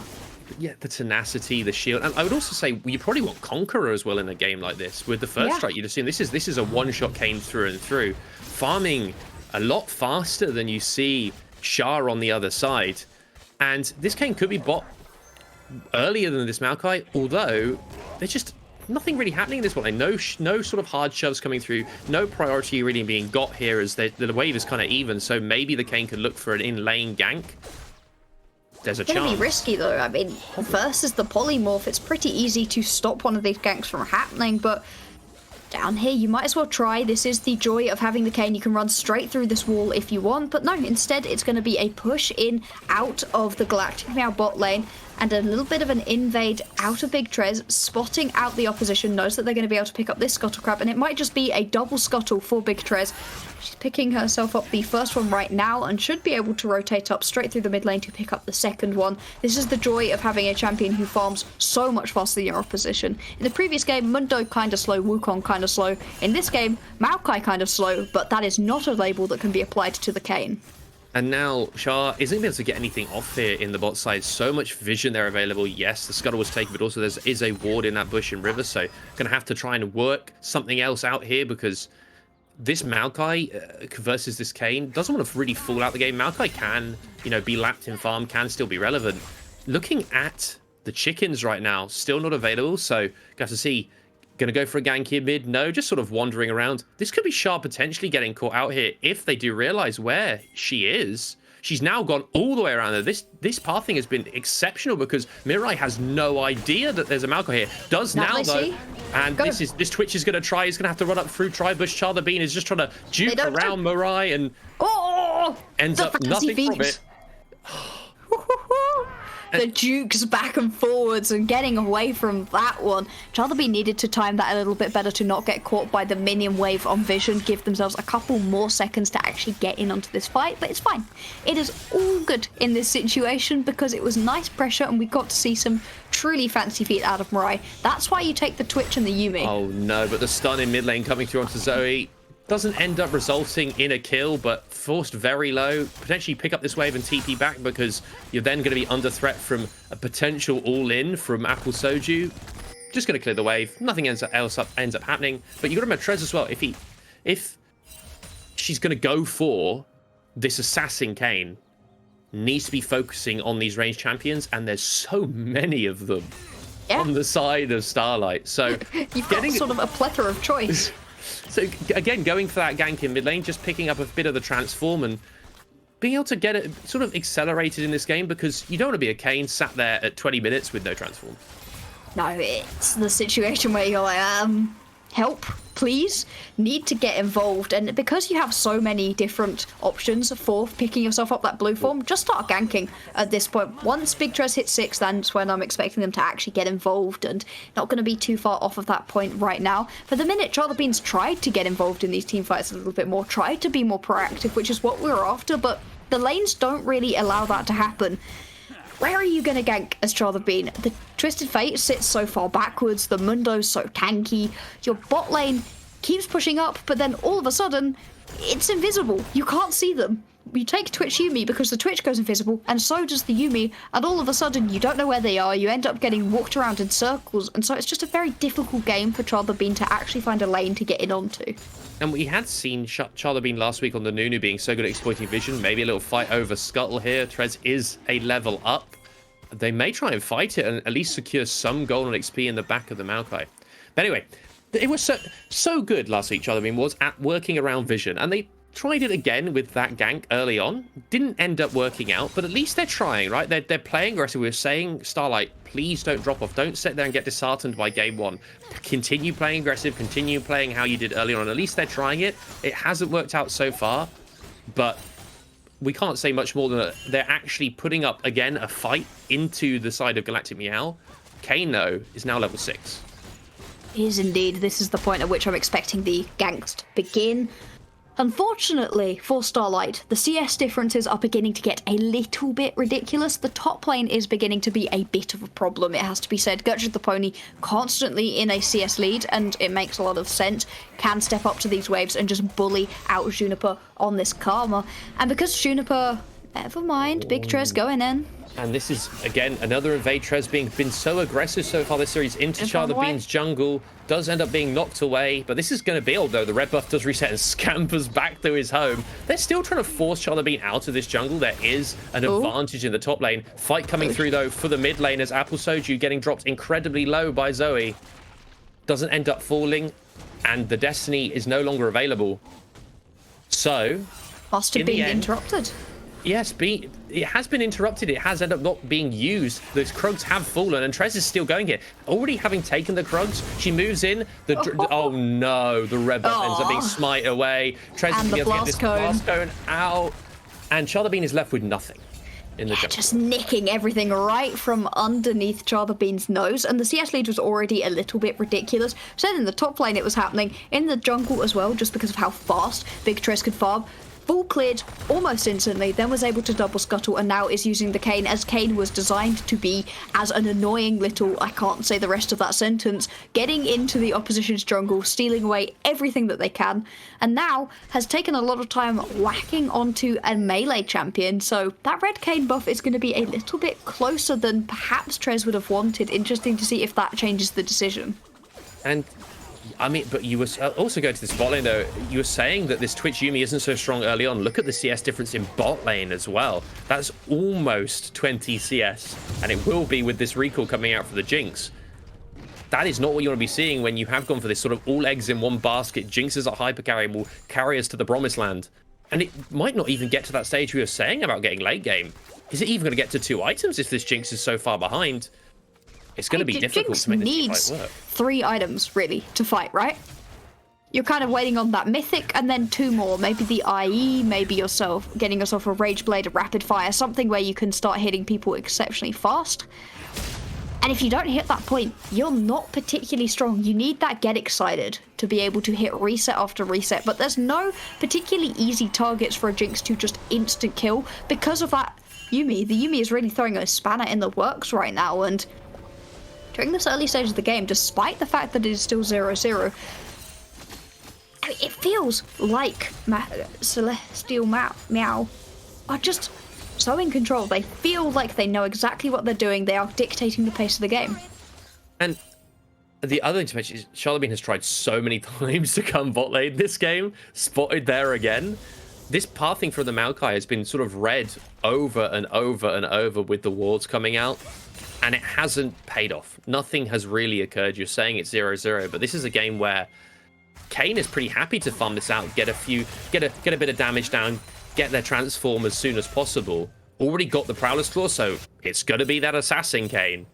That's a very early Mythic, actually. That's insane. Oh man, the ability also to get on top of somebody even easier this early on, yeah, like you said, ridiculous. We can see the next objective gonna be spawning is this Zoe, Herald, but... And flashed on by Yanako in the mid lane. That stun card coming through. Trez gets a little bit more of the form available. Ends up having, burns that flash, respecting the fact that that Kayn was going to be there. Doesn't end up dying, but does end up having to burn that crucial summoner. It's about as much good things as you can say right now about this early game for Starlight. They just have not been having a particularly good time of it. Right now, Galactic Meow are controlling the pace of the game just through being ahead in terms of CS in all of these lanes. You can see taking this Rift Herald right now. Chopper Bean needs to be careful. Dark cannot step into that fight. Flash having to be burnt. If you are this Maokai, being able to flash Twisted Advance someone is really crucial in a game like this. Being able to sit there and peel for your team as well as be the engage, not having that available is going to really hurt this Maokai's ability. As it, you know, maybe they fight around this dragon, maybe they start fighting around turrets. Burning flashes on the mid and the jungle right there, Trez. It's got to feel good if you're the jungler coming out from the side of Galactic Meow. Oh yeah, everything from Trez is coming up trumps right now. You're up 40 CS. You've completed your item. You're so close to upgrading your smite all the way, which means you're just going to be able to beat out your opposition when it comes to smite fights. Everything feels so good. The only thing right now that the Cats need is a couple kills and to pick themselves up this first Drake. But for the minute, you don't need to. If you could just win out on CS, then you don't want these lane matchups to stop. You want to sit in laning phase for as long as possible and keep building this lead until the Baron is up potentially, and then you can start actually fighting around these big objectives. It's not the best team fight composition out of the Cats. It certainly can be good with your Mundo keeping up in the front line. You've got Trez and Soju in the back line, and then Mirai and Mitsudo can just do a ton of damage through the front. You know, it can work out, but it's not what you're best at. What you're best at is sitting at in your lane matchups and making it work that way. And the stun coming through Charlemagne, 2 levels out on the counterpart there. Trez dropped really, really low. Has to be careful of that root coming out from the Maokai. Doesn't end up falling. Backs off with little to no HP. And what I wanted to mention, it's 0-0-0 on everyone, but there's a 200 gold bounty on this Kayn. So if Trez does make a misstep, that's a real nice payday for someone on the side of Starlight. Mirai here, trying out Yuumi ult drops. In comes the spray and pray. Oh, Muse has to flash away, has to burn heal on the Lulu. Ends up not fooling. But this is just showing the strength of Twitch Yuumi. As it goes in towards the later parts of this game, along with that TF, there's a good chance that Twitch is going to be on you like anything really, and just destroying you with the amount of damage. And just flying through the backline if that's what you're on. Big Trez is on the way. This is going to be a dive right here. Muse. Oh, Muse hasn't backed off. Muse is so low. Polymorph is used onto Trez. Does have to be a little bit careful, but that is the first blood. Finally, the kill goes over to Mirai. Trez doesn't end up picking the kill on Boxy Babe. Does end up dropping really low. Has to be a bit careful. In goes Zoe. Zoe does have a lot of damage. Does end up being stunned up by Yanako. Between TF is ghosting and running around, trying their absolute best to actually make something happen. Stun card though, used onto Zoe. They come back in again. Mirai has picked up 2 kills in this fight. This Twitch is accelerated with that Blade the Ruin King. It's going to be absolutely disgusting around these next objective fights. Really is going to be able to deal a lot of damage. You can see right now Drake being started, being dragged out of the pit by Trez. Gonna also drop this Herald, and this is a mighty play. It was a pretty even game, 1 or 2k in the lead for Galactic Meow, but now, no. At this point, the Cats have put themselves firmly into control of this game. They're going to use the Herald into the mid lane to take a chunk of this. Also got a good push onto the bot lane, and picking yourselves up a Drake, a couple of kills. Cats now sitting 5k in the lead, and this is a gold lead that has exploded. That graph is going to look like a trip to the moon. And Char the Bean has been caught out here by Gertrude. This Mundo is so tanky, so much damage. Juniper trying to save her jungler. The Mundo simply doesn't care. The Mundo goes where he pleases. Exactly right, and he's not going to worry about a little bit of damage coming out from a silly Karma top lane. He's just going to push that Maokai out of his jungle. And this is what you need to do because you know Big Stress was down in that bot side, likely going to base afterwards considering how low she was. You can go, oh, right, that's fine, I'll invade. Actually, no. Gertrude the pony, Gertrude the bodyguard, stopping anybody from nicking his jungler's camps, and really nice play right there just to stop any advantage being found by Starlight. They're kind of scrabbling right now, trying to find somewhere to play through, but where can you? You've had your bot lane summarily shut down. Your jungler's falling behind. Your mid laner's doing pretty well for yourselves. But I mean, it's a Taliyah. I love Taliyah. Taliyah can solo carry. It's Switch Yubi ult to Electric Boogaloo, but this time there's more damage. Does have to burn the wild growth there, Boxy Babe. Doesn't end up falling. Same outcome. But as you can see, the HP of that Every Jinx time gets a little bit lower and a little bit lower. Next time, that could easily be a kill. Ambi, and now that the cleanse and the flash are gone, you've got a nice big window to try for this. Apple Soju pushing in is spotted. Okay, they are going to look to catch out Charlie Bean here in her own jungle. Trez has gone over to those walls, didn't end up taking them. Is just looking for the kills here.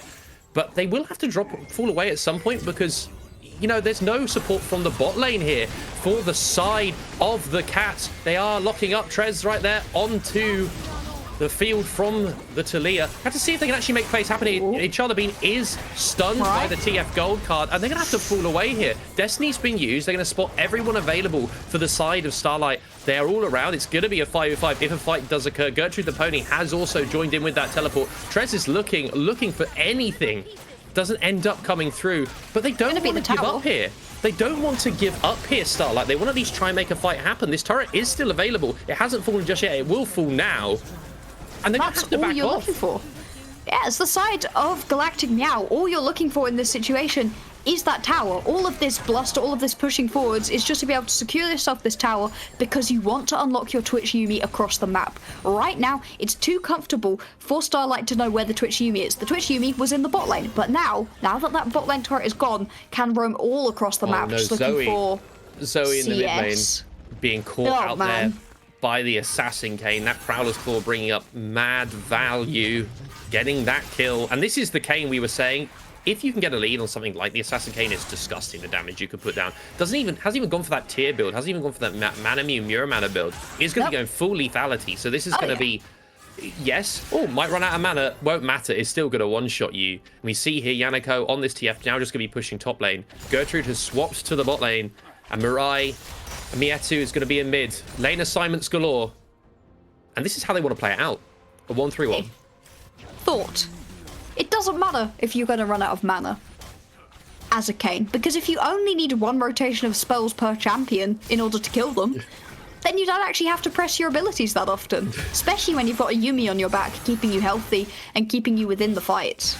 And, I mean, it's more important that they run out of health before you run out of mana, and with the amount of damage this Kane is going to be putting down, I know which side I'm betting on.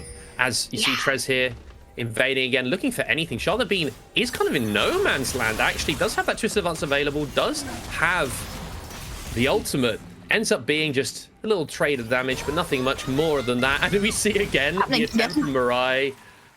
And then you see that Jinx is a little bit lower again. Every single time. You can see, though, it's going to be the flash or the cleanse, or the flash or the cleanse is all. It's risky, Trez. Charlie Bean trying to shut down Trez here. Says, get out of my jungle, won't matter. The gold card is available. Juniper has been started. Trez will have a bit of healing going through this wall, but still going. Still quite squishy. And Twisted Advance dodged by the Umbral Trespass. Another stun card comes through. They're being forced out. This is their jungle. Mirai is here, doesn't have that spray and pray because did end up trying to use it to kill the Jinx for the 10th time. Muse is surviving surprisingly well, actually. Only has died during bigger team fights rather than just in the individual. This Twitch, Mirai, clearly Muse said something to Mirai at some point that has made them hate them, because it's been absolute guns blazing trying to take out Muse, and so far it's not worked out too well. What has worked out is these map rotation. 0 towers taken for Starlight. 3 turrets, all of the outer turrets gone for Galactic Meow, and that just opens the map up so much. You can push your vision lines deeper into your opposition's jungle, you can set up even better, and with a Drake available for the taking, you really want it. Right now, Galactic Meow could take this, put themselves in a great position once we know what the soul is, to be able to pick it up if they want to, and if it's something they're not particularly interested in, it's always a fallback objective after winning a fight. Charlemagne has to be careful here. It's going to have to run away from that scary Mundo in the top lane. Has basically had the free run of it. There goes Trez. A lot of damage onto That Zoe. was 1Q. Just so much damage coming through. And we were saying how we thought this would go. Galactic Meow, they have that Mundo top. Just too tanky. Just too tanky even at this stage. Got that Jack show working towards what looks to me like a Spirit Massage. Then you're going to have this Kayn who has kind of had the run of the map. Juniper has to be a bit careful because there's a lot of damage available. Ends up dodging out on any damage at all. And we were saying late game is what Mirai has just suddenly appeared out of nowhere.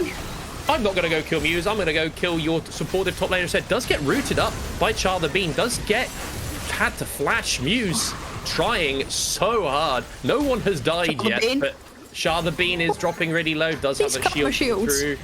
The Karma Shields are saving them at the moment. They do have the double enchanter, so teamfights aren't as easy as you imagine. It is going to have to be Galactic Meow beating them with their wallets. Mirai's tried again.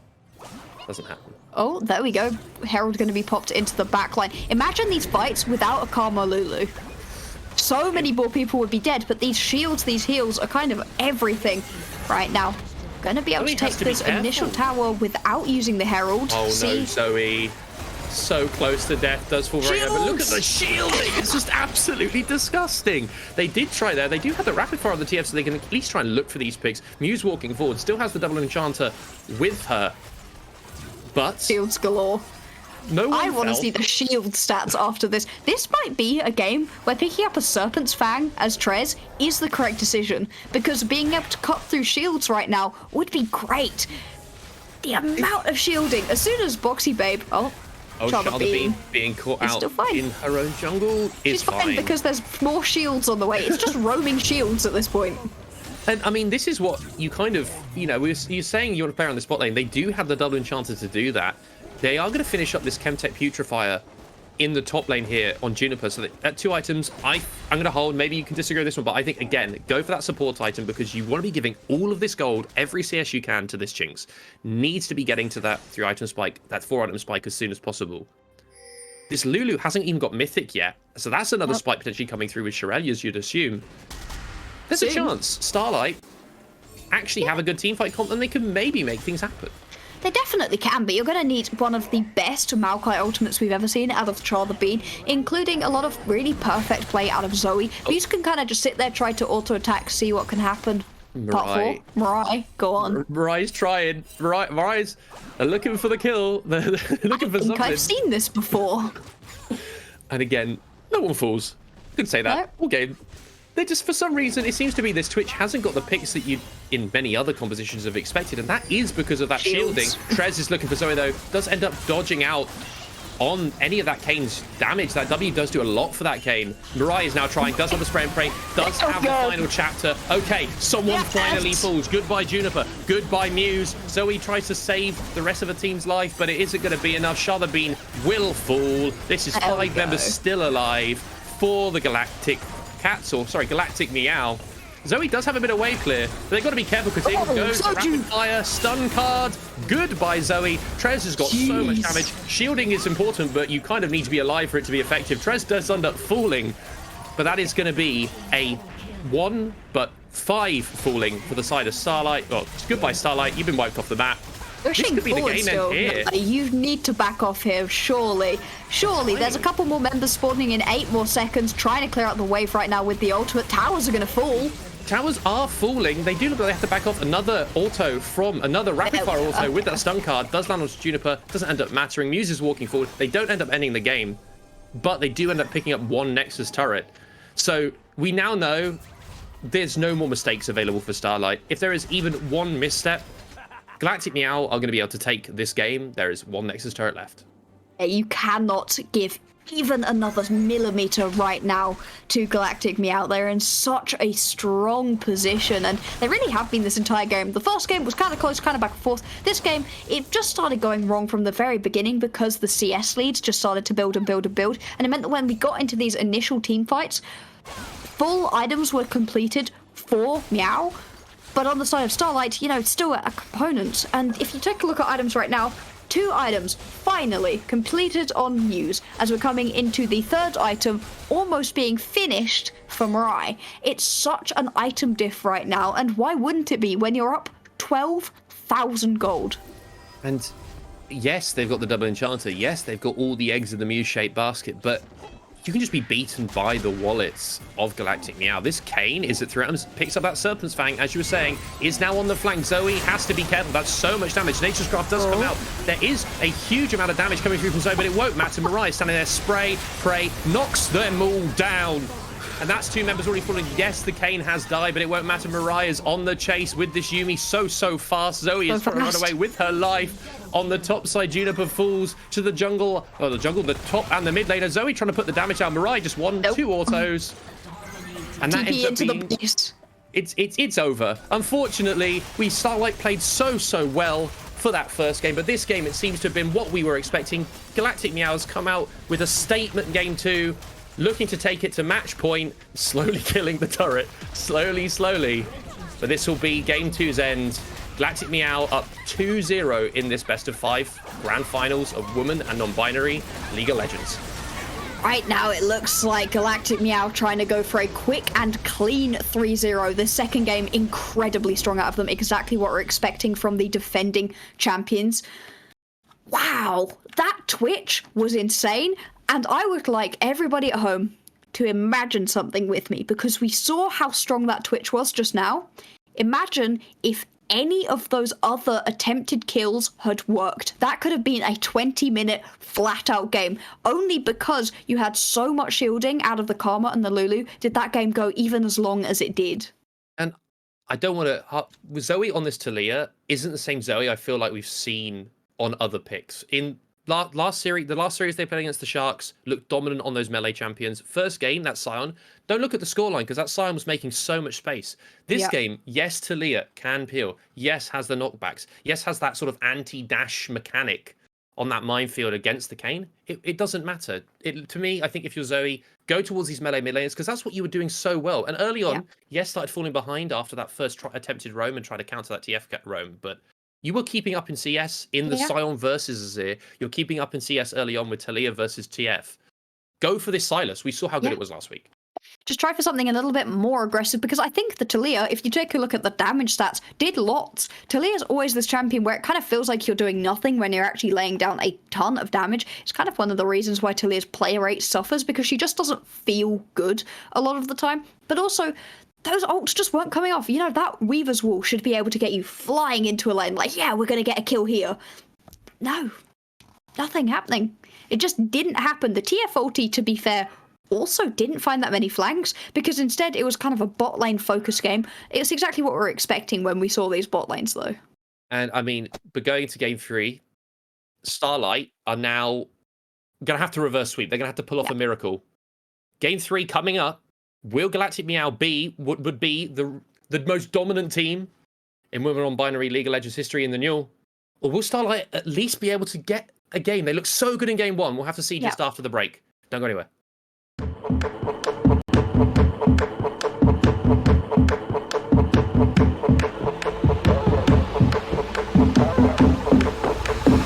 Transcend humanity with Omen.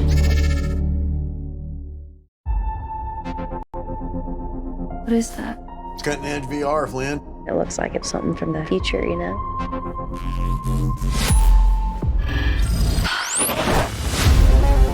Flynn took a trip to future London, saw something she wasn't supposed to. Now people from there are trying to kill us.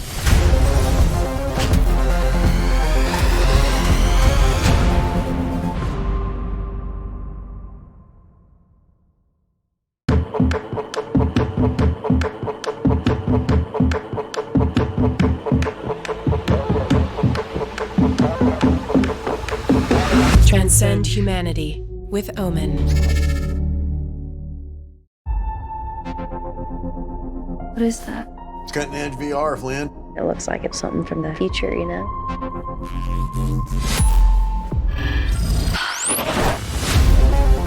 Flynn took a trip to future London.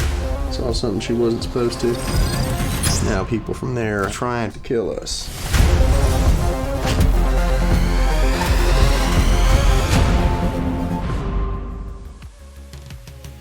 A Ford stopped on the street, said where you trying to be. We said we don't really care. We'll know it when we're there. We took on down the road. He flipped on his radio. Santeria started slow, so we knew that we were close. Home is where I can find some peace of mind to make my own way. I don't know where I will end up, but I'll find it someday. Keep on searching, engine burning while we're turning it around. But don't get left behind on the road. Don't get left behind on the road. Don't get left behind on the road. Don't get left behind on the road. Don't get left behind on the road. Home is where I can find some peace of mind to make my own way.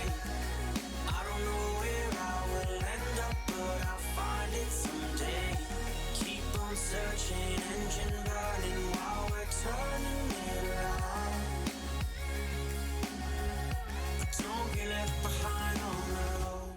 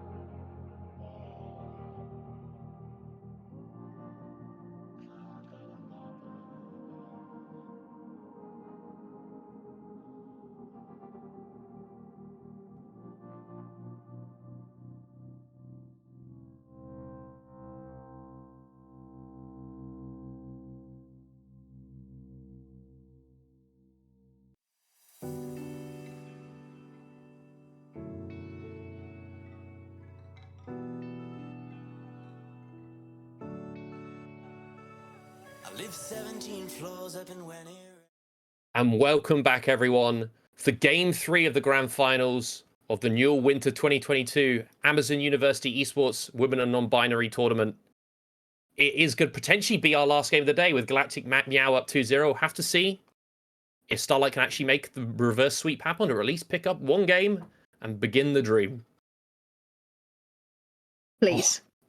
Come on, Starlight. We want the best of 5 out of this one. We want a full series. Unfortunately, Galactic Meow are just so good. I mean, wow, we knew they were good. We knew that they were good coming into this, but seeing it in the first game was like, yeah, they had a couple good team fights. We saw some really great things out of Big Trez deciding to go in on that Wukong, but it wasn't a clean game from them holistically. Whereas in this second game, every single lane won or went even, and the lanes that did win then transitioned that lead into winning out on the rest of the map. I don't remember, but did Starlight get a single tower? I think not. I don't think they got themselves a Herald or a Drake. They certainly got some kills, so it wasn't a clean sweep, it wasn't a perfect game, but it was absolute domination, and if Galactic Meow can do that for themselves again, there is no chance for Starlight with them playing at this level. And we felt so hopeful coming into Game 2. We'd seen a Game 1 where Starlight had seemed to be at least able to match in that early game, make things happen. They played aggressive around objectives. They played to the strengths of the team comp. But in Game 2, it seemed to me they just lost a lot of, not motivation, but a lot of steam. It was like, we saw this bot lane, we said, okay, Twitch Yuumi weak early on, Jinx Lulu can make stuff happen. But this Twitch Yuumi was pushing in that bot lane. Shada Bean still trying to play around Vision, which we've seen her be exceptional at. Yeah. But couldn't make those ganks happen. The Vision game from the bot lane of Galactic Meow was very good. They managed to catch out Shada Bean on multiple gank times. And then you had this Kayn, who just completely run over the jungle, taking multiple buffs away from Shada Bean, taking away multiple camps. Yeah. Trez just absolutely dominating in that jungle matchup. And this is kind of what you would expect with the tank jungler like Maokai versus a more carry-orientated jungler like Kayn. Yeah. But still, it can't be at that level of a chasm. And it's not to be rude to Shada Bean. She's performed exceptional, but the Kayn was just everywhere. Yeah, when you're playing like Trez was playing, it's so difficult to talk about the other jungler because it looks like you're kind of sucking up to them when you're like, yeah, no, they're playing well. But it's just, Trez is playing out of this world right now. The Wukong performance, it was aggressive. It was, yeah, I know I can go in. The Kayn performance was equally as aggressive, except on a champion who wants that even more. The Kayn clears so quickly, and already Trez was using that to their advantage. Double scuttle, yeah, we're feeling ourselves. Let's go in, let's invade, let's gank. Top, mid, bot, constantly. No lane was safe from Trez, and if they play like this in this third game, it's so difficult to deal with. You need an aggressive jungler. We've asked for it before, and I want it again. Shada Bean. The Mundo was questionable. The Maokai was pretty good, but I want something more aggressive, something more proactive. Same with this mid lane pick. I want an AD pick for Zoe. I want something aggressive, or at least melee. Sylas, it was up and available last time around. There were some great ultimates on the other side. And this Taliyah just, it didn't feel great. And just overall, you think about someone like the Karma in the top lane, Camp is often lacking damage with that support build. And then you take the Maokai in the jungle, going to be lacking damage again. Then you take the Taliyah in mid, yes, can put down a lot of damage, sort of ambient damage with those threaded volleys, but it's still not that sort of performance we saw at Zoe last week on the Sylas was just a ridiculous performance on a champion that can carry a game. So then you put all your eggs in this Jinx basket, but you can't facilitate it too well. It gets pushed in early. You can't get those ganks off onto that Twitch Yuumi bot lane. I'd love to see a more aggressive jungler coming out. I would also love to see them, I would have liked to see them potentially switching sides, because I think getting that first pick on like a jungler, you were saying about Hecarim, I think they're so concerned about giving that over to Trez, who has looked so good and so proactive on the Wukong and now the Kayn. Hecarim is a champion that can easily do that. You could eat, and we see, but then this Yuumi, which wasn't some sleeper, it wasn't some OP in that game, it just was really good at facilitating everyone. Yeah. That's what Yuumi does. And it's such a safe first pick as well. You can always blind a Yuumi, basically, because you should be fine, because you're not expecting to win your lane matchup. You're going to lose that in terms of push power anyway. And so it's not like, oh, no, I picked this and now biggest counter gets picked, because there are counters to Yuumi, sure, but none of them make you worry too much about your early game. Once you get into the mid game, as a Twitch Yuumi specifically, you're absolutely sitting pretty. You can roam around the map, you're going to be just fine. There's lots to say about Starlight for changing things up. The Karma top has been fine. It's been absorbing pressure. Juniper doesn't play top lane. Juniper is a support player who's swapped up to top lane, and so the constant Karma play makes sense, but we know that they have the Shen in their back pocket, so come on, be confident. She can go for it, and she can play well on it, and the Shen would give you better roaming potential in a way that the Talia was trying to, but just wasn't pulled off by Zoe. And then if you're able to match this with something like Zoe's Sion or Silas is a great one here, you can then start playing, okay, then maybe you take this is like me theory crafting here. Sejuani isn't the most aggressive jungler, but when you start taking Shen, Sejuani, Silas, then play around your bot lane, you're going to have that triple melee top side. You're going to have that some more aggressive bot lane, which is something that is, as a team, I don't say easy to play around, but it's something where you can see how you can play fights early on, and you're not just completely being zoned off of the map. Because that's what seems to be happening, at least in that second game, is that they fell behind a little bit. And Glad to Me, I was like, thank you for giving us this inch. We're going to take the rest of your jungle. It's gone.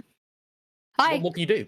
Oh, you've said we can take a double scuttle? Thanks. We've won the game. Like, it shouldn't feel like that, but when you're up against a team that's this good, this is the thing. This is the simultaneously unfortunate and great thing about the women's and non-binary tournament, is that it isn't university locked, and so you can go around the whole country and say, oh, you're great, oh, you're great, oh, you're great, and collate that into one big, just absolute snowball composition, such as Galactic Meow in their previous iterations, the Celestial Cats. They've been great for so very long, and it's interesting because in the Varsity League, in the men's, the more open league, let's say, you end up with a lot more of a even skill balance because each team has a challenger, a diamond one, that kind of range. This time around, you can build these super teams, and it's going to be fascinating to see across the course of the next couple of years.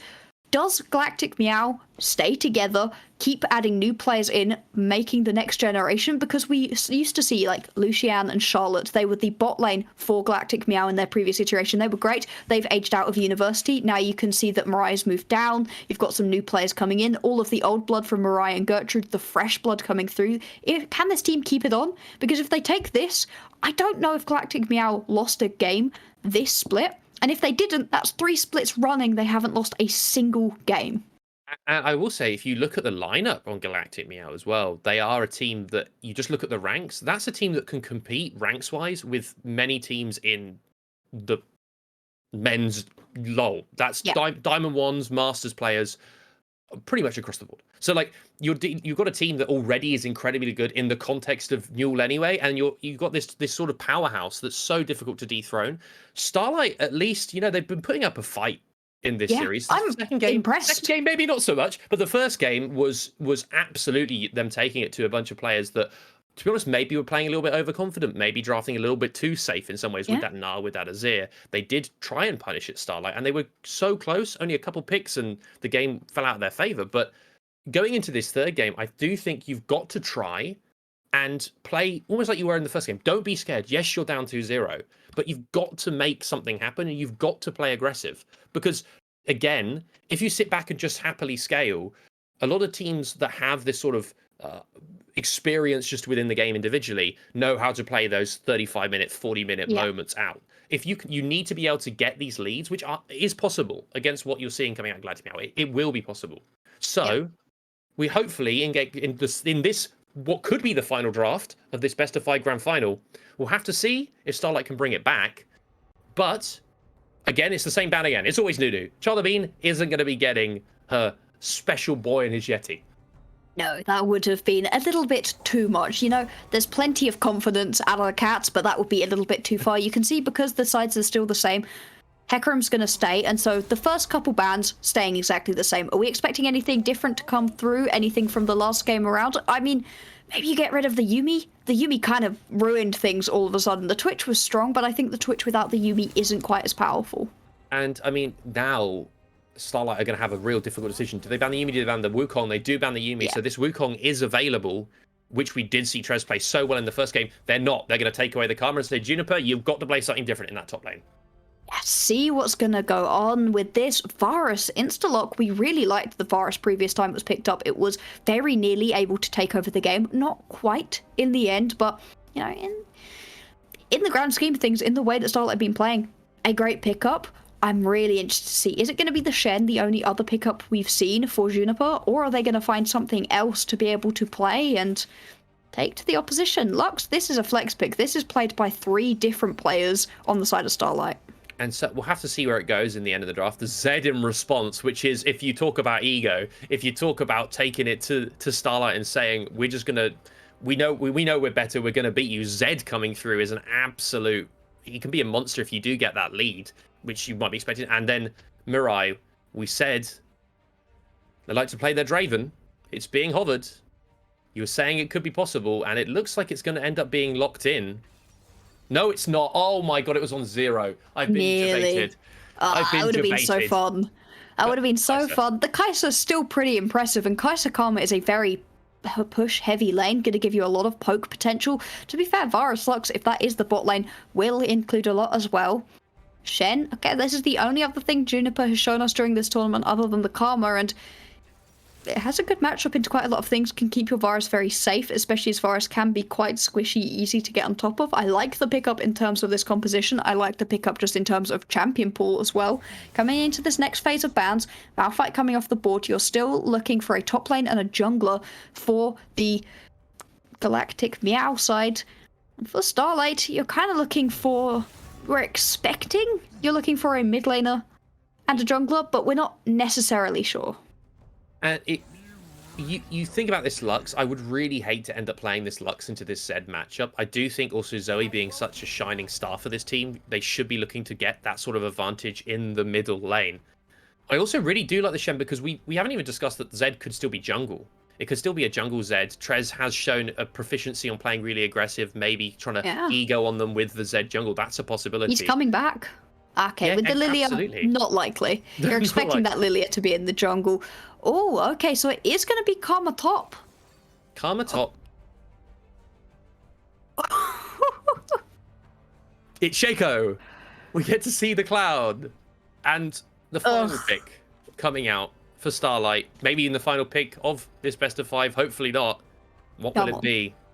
What are you showing her? Again, I want to see Zoe being something really aggressive and just showcasing that she can match up to Apple Soju in the mid lane. It ends up being the Donga. Okay. It's the Donga, and it could be mid. It could be support. We'll have to see it ends up where it ends up going. But we do get a Heimerdinger in game 3. Okay. Let's take a step back and let's break this one down for you right here. The amount of AP damage on Starlight is ridiculous. Shen mainly deals in not a lot of damage. He's going to be more your tank. Heimerdinger AP, Lilia AP, Lux AP, Varus is balancing you out with all of your AD, which isn't necessarily bad. Varus can quite enjoy being the sole AD damage on a team. And so you'd want to be really tanky to that, except you don't really have any tanks on Galactic Bow. You have your Leona, but Leona's going to have to be more utility. Karma giving a lot of shield. You're putting a lot of eggs, I'd say, in your assassin baskets, but also... Hang on. I was going to say, you were thinking the same thing I did. Is that a Shaco mid lane? Is that a Shaco mid lane? Or is Soju going jungle? At the exact same moment, we both actually looked at who had which pick, and it was a moment of... yeah. Wait a second. Wait, you're the colourcaster. You're the analyst. Tell me all about Shaco mid lane and how strong it is within the game. In its matchup versus Heimerdinger. Ah, yes. This is a matchup I have a ton of experience with. I am very knowledgeable of this fact. I feel like I've been thrown to the wolves a little bit right here. Okay. Here's my genuine ability to analyze this matchup. Heimerdinger should push out Shaco quite a lot during the early game, always has the ability to push into people, and anybody who wants to jump face first into a Heimerdinger usually gets a face full of turrets, which is not a good idea. And so the Shaco should have to be a little bit calm in this early game matchup. In terms of solo kills, they could definitely happen, especially if either of these players take Ignite. the solo kill potential is there, but I'm expecting more this Shaco to try roam around alongside this Zed, or for the Zed and Shaco to team up versus the Heimerdinger, in which case there is the ability to get those kills. On the same vein though, the Lilia doesn't really want to gank during the early game, is more interested in farming up to level 6 and then using the ultimate, and so there could be a little bit of a mismatch right here on the side of Galactic Meow, simply because they have the more proactive early jungler in the Zed. This is fine. I mean, I can't even think of the last time I saw Shaco mid lane. I'm going to be honest. I know Shaco top lane. I've seen Shaco support and obviously Shaco jungle. But mid lane is just absolutely crazy to me. It'd be interesting to see if it's an AD Shaco or an AP Shaco. Again, I have to see, because there was a bug fix coming through on Shaco soon, which is do the additional damage that the boxes can do. So I have to see if like that suddenly changes anything. I'm not too sure. The Zed jungle as well. This is as I was saying, you've already gone to town on them with Wukong. You've had such a dominant Kane performance, and you're going to sit there and go, listen, I'm going to take this Zed because I'm having fun. Like I want to play it. I want to show that I can play it. Yeah. Let's bring it out. And this is cocky. This is cocky out of Galactic Meow. I want them to lose right here, just not because I want the whole series, which obviously I want the whole series, but just because this is a little bit disrespectful. This is a composition where you're like, yeah, I think we could play anything and still win. And I worry massively that it's going to be true, that Galactic Meow is going to be able to play anything and still just win because of how dominant they are. And again, but if there was a game that Starlight could take, I would think it's against the Shaco mid lane with the Zed jungle. Zed jungle isn't particularly... Bad. It's not bad. Like, it's not like, oh, ha, ha, ha, they've taken themselves the Janna jungle, you know. It's still technically fine. Shaco can still technically play in the mid lane. Zed can still technically play in the jungle, especially with the ability to have those pets. You have a much healthier clear. Be really interested to see where he starts. I'm expecting down towards the bottom side. You'd want to take your big multi-camps first, your chickens and your Krugs. That's where Zed's going to have the most ability to clear camps quickly. Then you're pathing up towards your top lane, though, and do you really want to be ganking the Karma Shen lane? Exactly. Karma Shen top. There's a Zed what a riveting jungle. matchup. Exciting. So exciting. And, I mean, we have seen Char on this Lilia before. So this is a pick that has potential. She did show it last week in the series against the Sharks and did look very good on it. Oh, yeah. And it's a jungler that has there's a lot of value, I think, in this game for Lilia, actually. There's a lot of chances to get multi-man sleeps off of. So that's a possibility. We then see in the mid lane, as you said, the Heimerdinger versus Shaco, which is I believe it's a matchup as old as time, in fact. Yeah. I believe I've seen this every game. I go and play League of Legends. I just can't get away from the Shaco Heimerdinger mid matchup. You talk about matchups and you're like, oh, it's a Maokai Ornn, it's a Corki Azir, it's a Heimerdinger Shaco. Everybody's heard of this matchup. Everybody's bored of it. I remember seeing Korean solo queue. I remember seeing it when T1 faced DRX in finals. I remember this obviously very common matchup.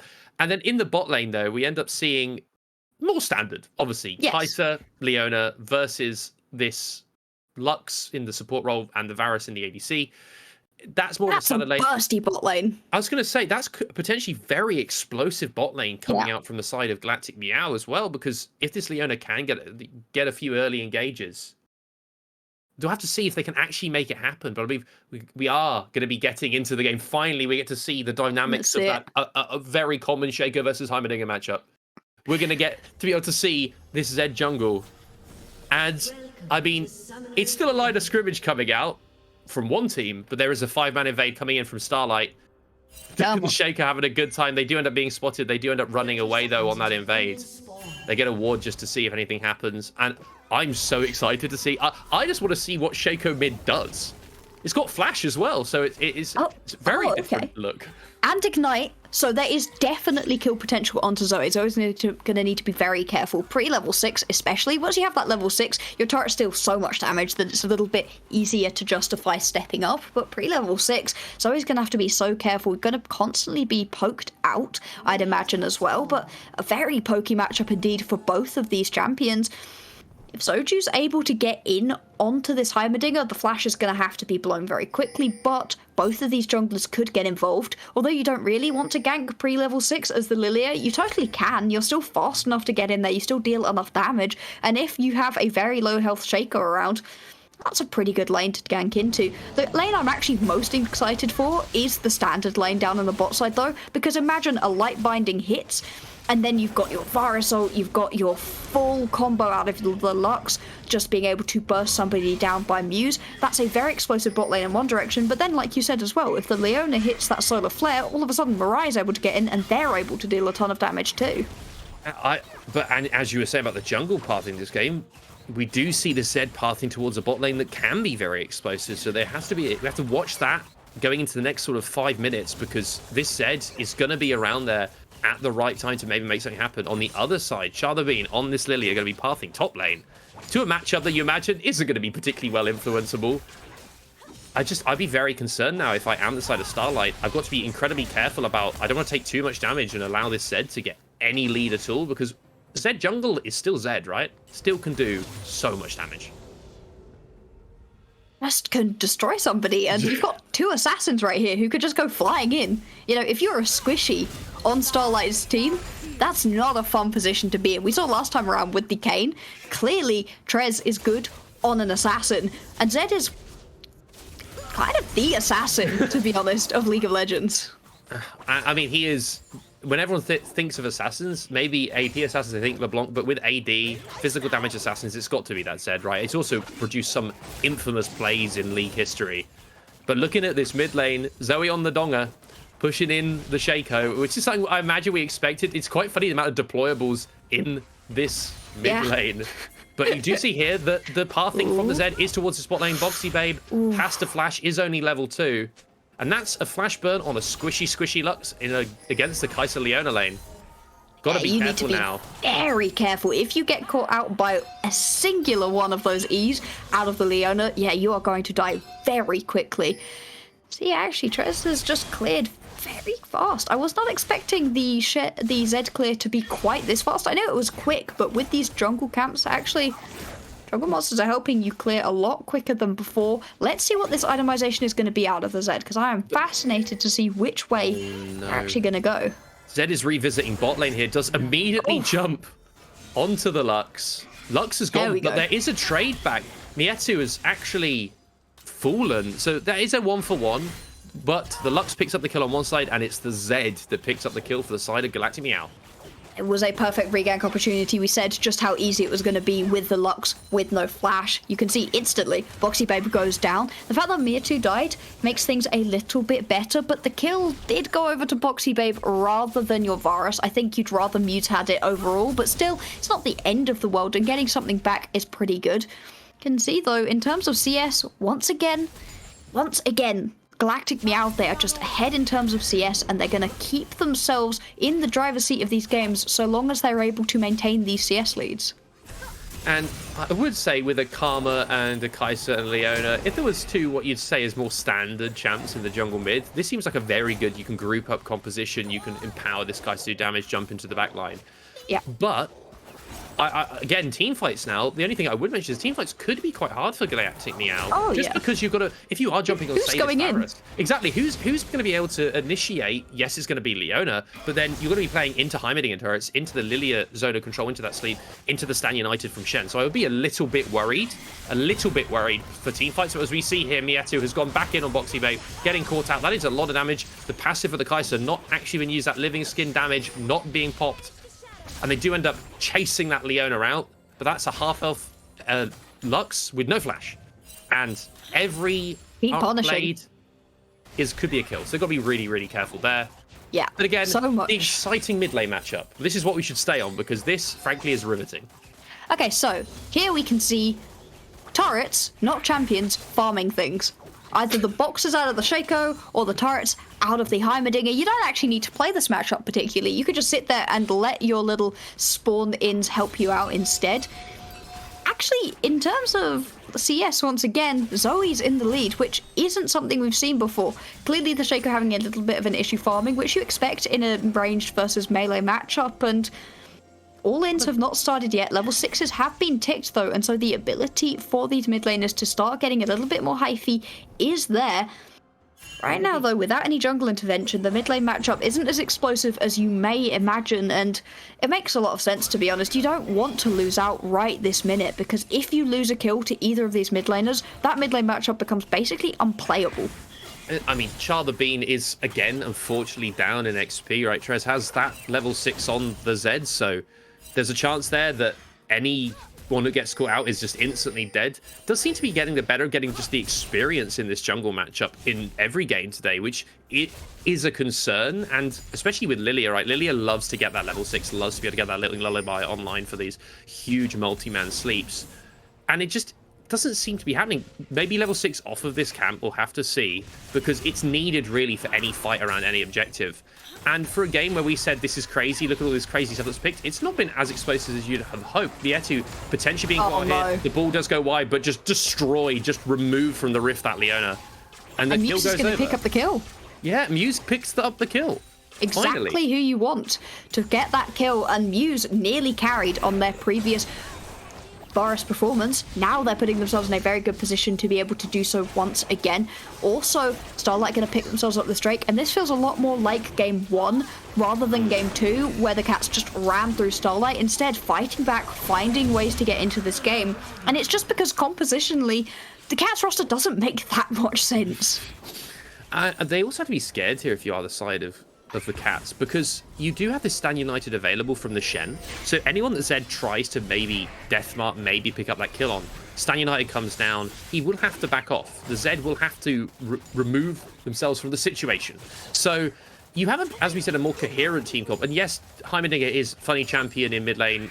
We've last seen it in support, but it's still a mid lane champion. It's still playable here. You wouldn't say that Shaco potentially was ever really playing this role. So it's interesting to see that at least this mid lane is going the way of Starlight, and they have managed to pick up a kill onto Muse, so there's a good chance of Boxing being caught out. I mean, that's just overstepping. You've got flashback up, but the CC chain is just too much. That was not looking good. Over-aggressive right there out of Boxy Babe. They thought that it was only Mietu around. Instead, Mariah was just sat in the bush waiting and ready to get involved, and just ends up going down instantly. And what was a very strong point for Starlight instead becomes a little bit more even because you're able to pick up that kill. Luckily, Mietu did find that kill rather than Mariah. That's a saving grace, but it's only a small one. And we just saw there, Muse had to burn the cleanse on that re-engage coming out from the Leona. So another solar flare, or when the solar flare, the level 6 is reached by the Leona, that could just be a kill onto that Varus. Even in the 2v2, that Kai'Sa's going to be able to access that Varus using her ultimate. So, I mean, this is going to be a really explosive one. It should be really explosive coming up on these level 6s. But Trez isn't visiting yet, is just picking up this Herald. I mean, this is a very... Honestly, I know there's 2 kills either side, but it feels like a very slow game in some ways. In a game where we were kind of hyphy for the picks. We were expecting a little bit more explosiveness, but maybe we were wrong to do so, because Zed isn't exactly a high ganking jungler, has no true setup CC of his own. Neither is Lilia. Lilia's kind of waiting on level 6. Now we have those 6s ticked, maybe things get a little bit more interesting, but Lilia's kind of looking to use that sleep when it comes to a big team fight, and Zed is looking to assassinate someone that they find alone, and right now, why would Trez do that? She's kind of just waiting on farming. And already picked up this Eclipse, right? It's so much damage coming through. I'm assuming with that futures market, which again, in that inspiration tree, this early mythic is a huge spike in power, but there's nothing really to fight over right now, is there? Chana Beam maybe gets caught out, but other than that, there's not really a chance. As Trez is available, does end up shadowing forward. Does the Death Mark be used? No, but the little thing on the right does. The rockets come through. In goes the Death Mark. Are they going to be able to pick up anyone on any side? It doesn't happen. Ult's used. Ult's thrown across the map, but no one falls. No one falls. Char the Bean and Boxy Babe are going to use themselves that ultimate. There's no real objective to fight over, though. You've got 2 minutes on the Drake. The Rift Herald has already been taken down. It is sat right now on Big Trez, wondering where she will end up using that one. You'd love to see it down in the bot lane to try to keep putting Mariah ahead and stop Muse from being able to tank up so much of the damage, but mid lane also a perfectly reasonable place to put it. I'm not expecting top lane simply because top lane's a little bit boring, but I guess you could use it to break the tower. Gertrude the Pony has had very good push into Juniper, which is what you expect from this matchup, a ranged versus melee one, and the Shen does not have a particularly good time by themselves. He is still strong in this game with the Stan United. There you go. Herald is being placed bot lane. They are going to get the full turret with it. They are going to get a couple of plates. Still 2 plates available here. So they are going to end up backing up, pick up that what is now, I believe, 350 gold.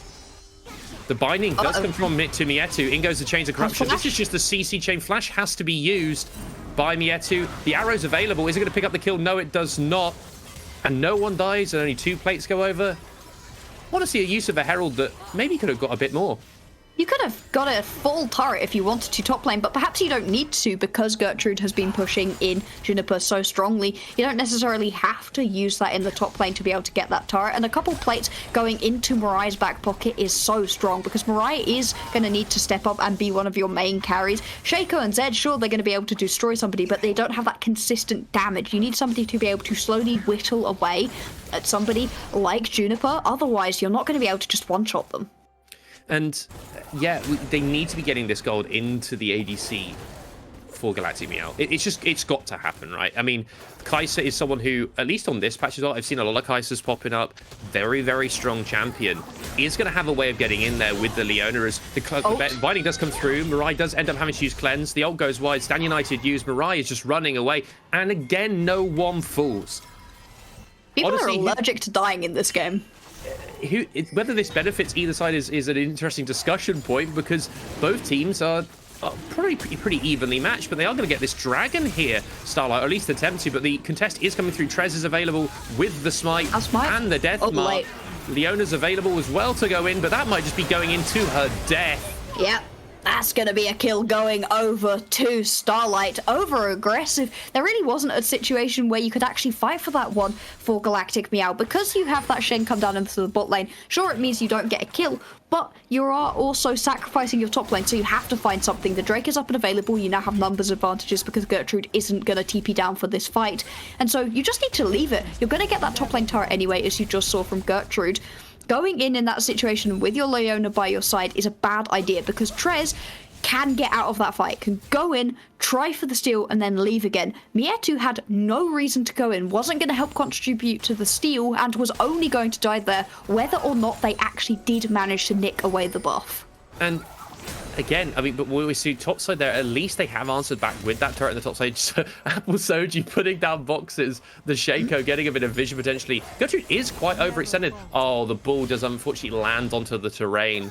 No one will end up falling. Maybe they try for Char the Bean. Gertrude does have the Iceborne Gauntlet, so is more of that tank cover this game. Does still have a lot of damage though. Char the Bean being rooted up, the taunt coming through from Juniper, trying to catch out Gertrude. And that's a huge amount of damage. Where the hell did Yana go? Where the hell did that Shaco disappear to? And that's the issue with Shaco. When you go in with an Eclipse... Okay, bot lane's getting destroyed. When you go in with an Eclipse on a Shaco, you are squishy, and if you don't kill somebody within those first 3 hits, you are gonna die. That's kind of just the way that this build works.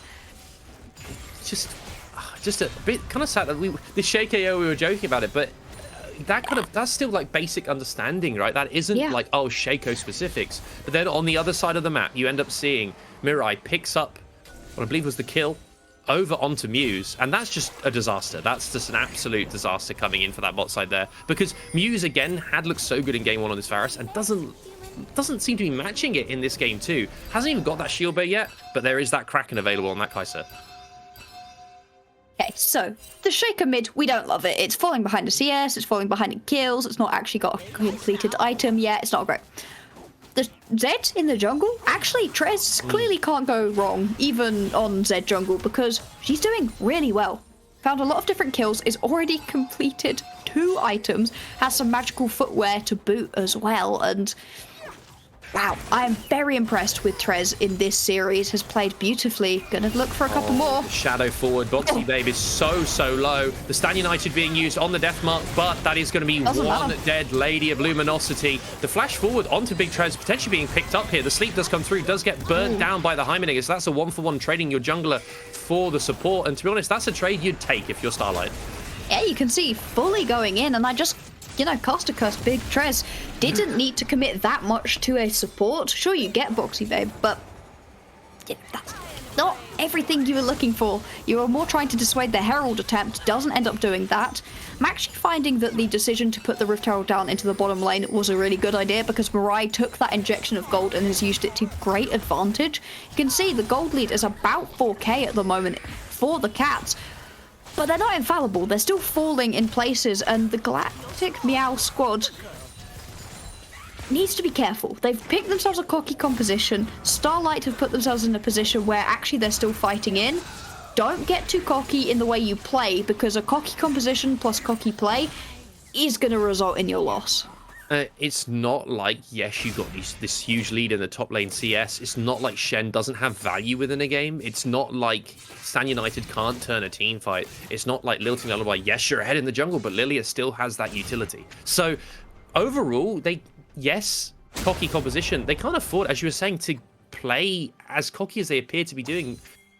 It's a bit of a difficult statement here because it's kind of like, well, Lux, yes, gets picked off, but you can't be trading your life for Zed for that. There is this Ravenous Hydra available on him as well, so he is going to be stacking up and getting a lot of damage. Change of Corruption does land onto Leona. Bound as well, and this is just what we were expecting to see from something like a Varus Lux bot lane. You don't get to move. No, moving is a premium that you are not able to afford, my friend. Just going to go down here. Soju's trying to bait right now. Oh my god, the damage from Big Trez is just massive. Zoe does end up having to blow that Sonya's. Zoe does get over the wall, does get out alive. Oh, using that stasis to great effect. Stopwatch keeping Zoe alive there, and very well played. You can see, though, just how much damage this Zed is able to do. Trez would have got that kill if she had a few more items, or if there wasn't that stasis on Zoe, but once again, that's another almost kill happening right before a Drake spawns. You can see instantly Starlight are on it. Will there be any response, or is this going to be a third Drake to Starlight? I think Trez might actually go for the steal here, at least attempt to. There is no real teammates around that. Mirai is coming in to assist. 2,000 HP, 1,000 HP, and it isn't stolen away. That's the third dragon. That's sole point for Starlight in a game. Yes, they're down in gold, but they do at least have some sort of position in this game around objectives. That's something you can play around. Having yourself on sole point, you now control the tempo when it comes to these objectives. 2 minutes time, you're going to have that Baron spawn. If it's still up in 5 minutes time when that next Drake is up, you get to pick, hey, we're going to go for the Baron or we're going to go for the Drake, either or, and whichever one we're pretty happy with, because otherwise, what can you do?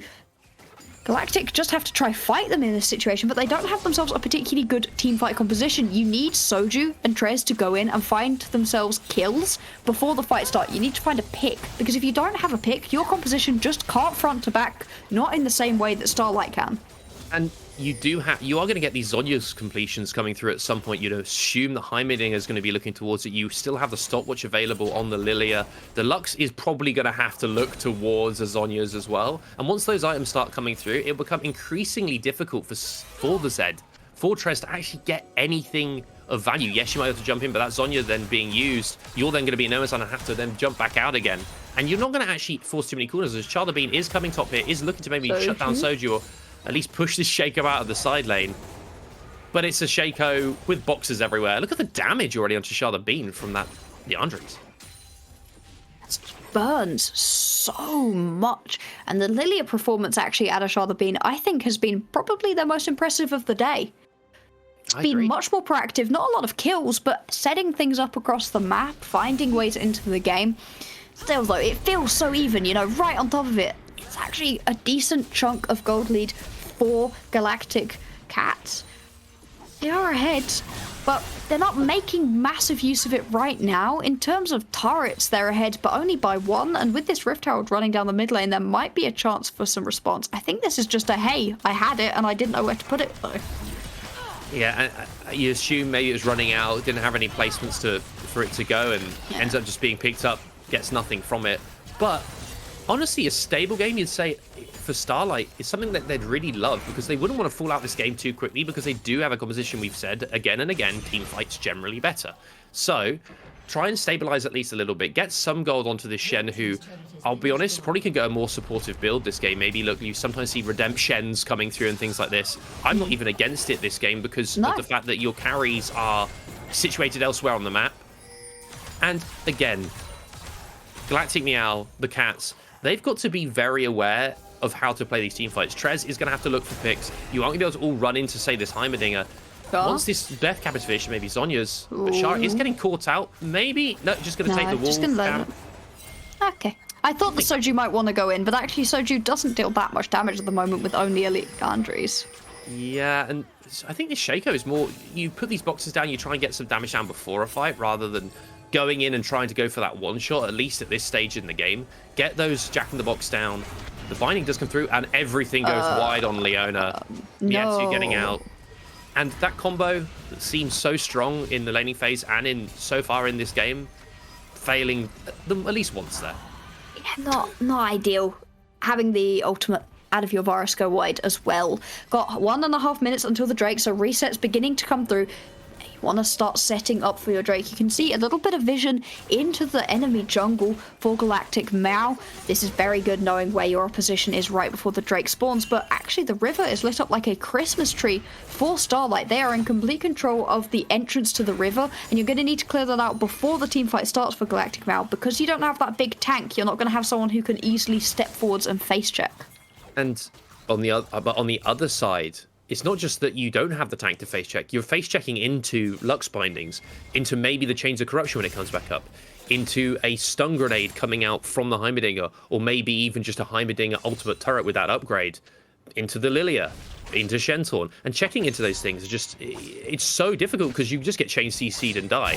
Mirai, though, is moving forward. Trez is jumping with the Charlotte Beam, Stun United use, as well as the stopwatch for the Lilia. Let's see if they can actually pick her up. Nope, Lilia doesn't fall, does get forced to half HP. This is a dragon that the cats are feeling they've got to fight. It is coming up in 25 seconds. And they're just sort of pondering around. They're going, where can we go? You see that trap right there? It's going to make it hard for the side of Starlight to actually enter into that bot side river. Trez is just looking to get a pick somewhere, but there is no deathmark available. Shardabin is trying to look for a huge sleep. Muse is getting caught out. And Mirai gets taunted, gets locked up, does have to flash, does have to cleanse. Shardabin with a 3-man lilting lullaby. Mietu slept in the team of Starlight. The taunt goes through again, lands onto Gertrude the pony. They're trying to get anything here, Starlight, because they do have the better team fight composition. Mietu moving forward. Mietu gets absolutely destroyed, but then on the backside, on that side there, you see Juniper Falls. And Apple Soju on this Shaco does die as well, but Zed is still so strong, flashes forward, misses the Shuriken onto Shah the Bean. This fight is still going. Mirai is so low. There's a good chance here Mirai might just get caught out with that ward where it is. You can't step out of this bush. Forward, does get spotted out. This could be Soul going over to Starlight. You're going to have to give this Soul over, and that's disastrous right now. You're not in a strong enough position to just give it over. But Trez is going forward. The damage from Zed is absolutely disgusting. Deathmark is available again. Shah the Bean is going to drop eventually, but Trez does fall. This dragon is still up. No junglers. HP. There's no junglers available. This is down to Heimerdinger Varus versus Karma Kaiser. Karma being forced out incredibly low. Mirai goes in. Can they make the miracle play happen? The dragon does go over, but Mirai picks up both kills. Crazy.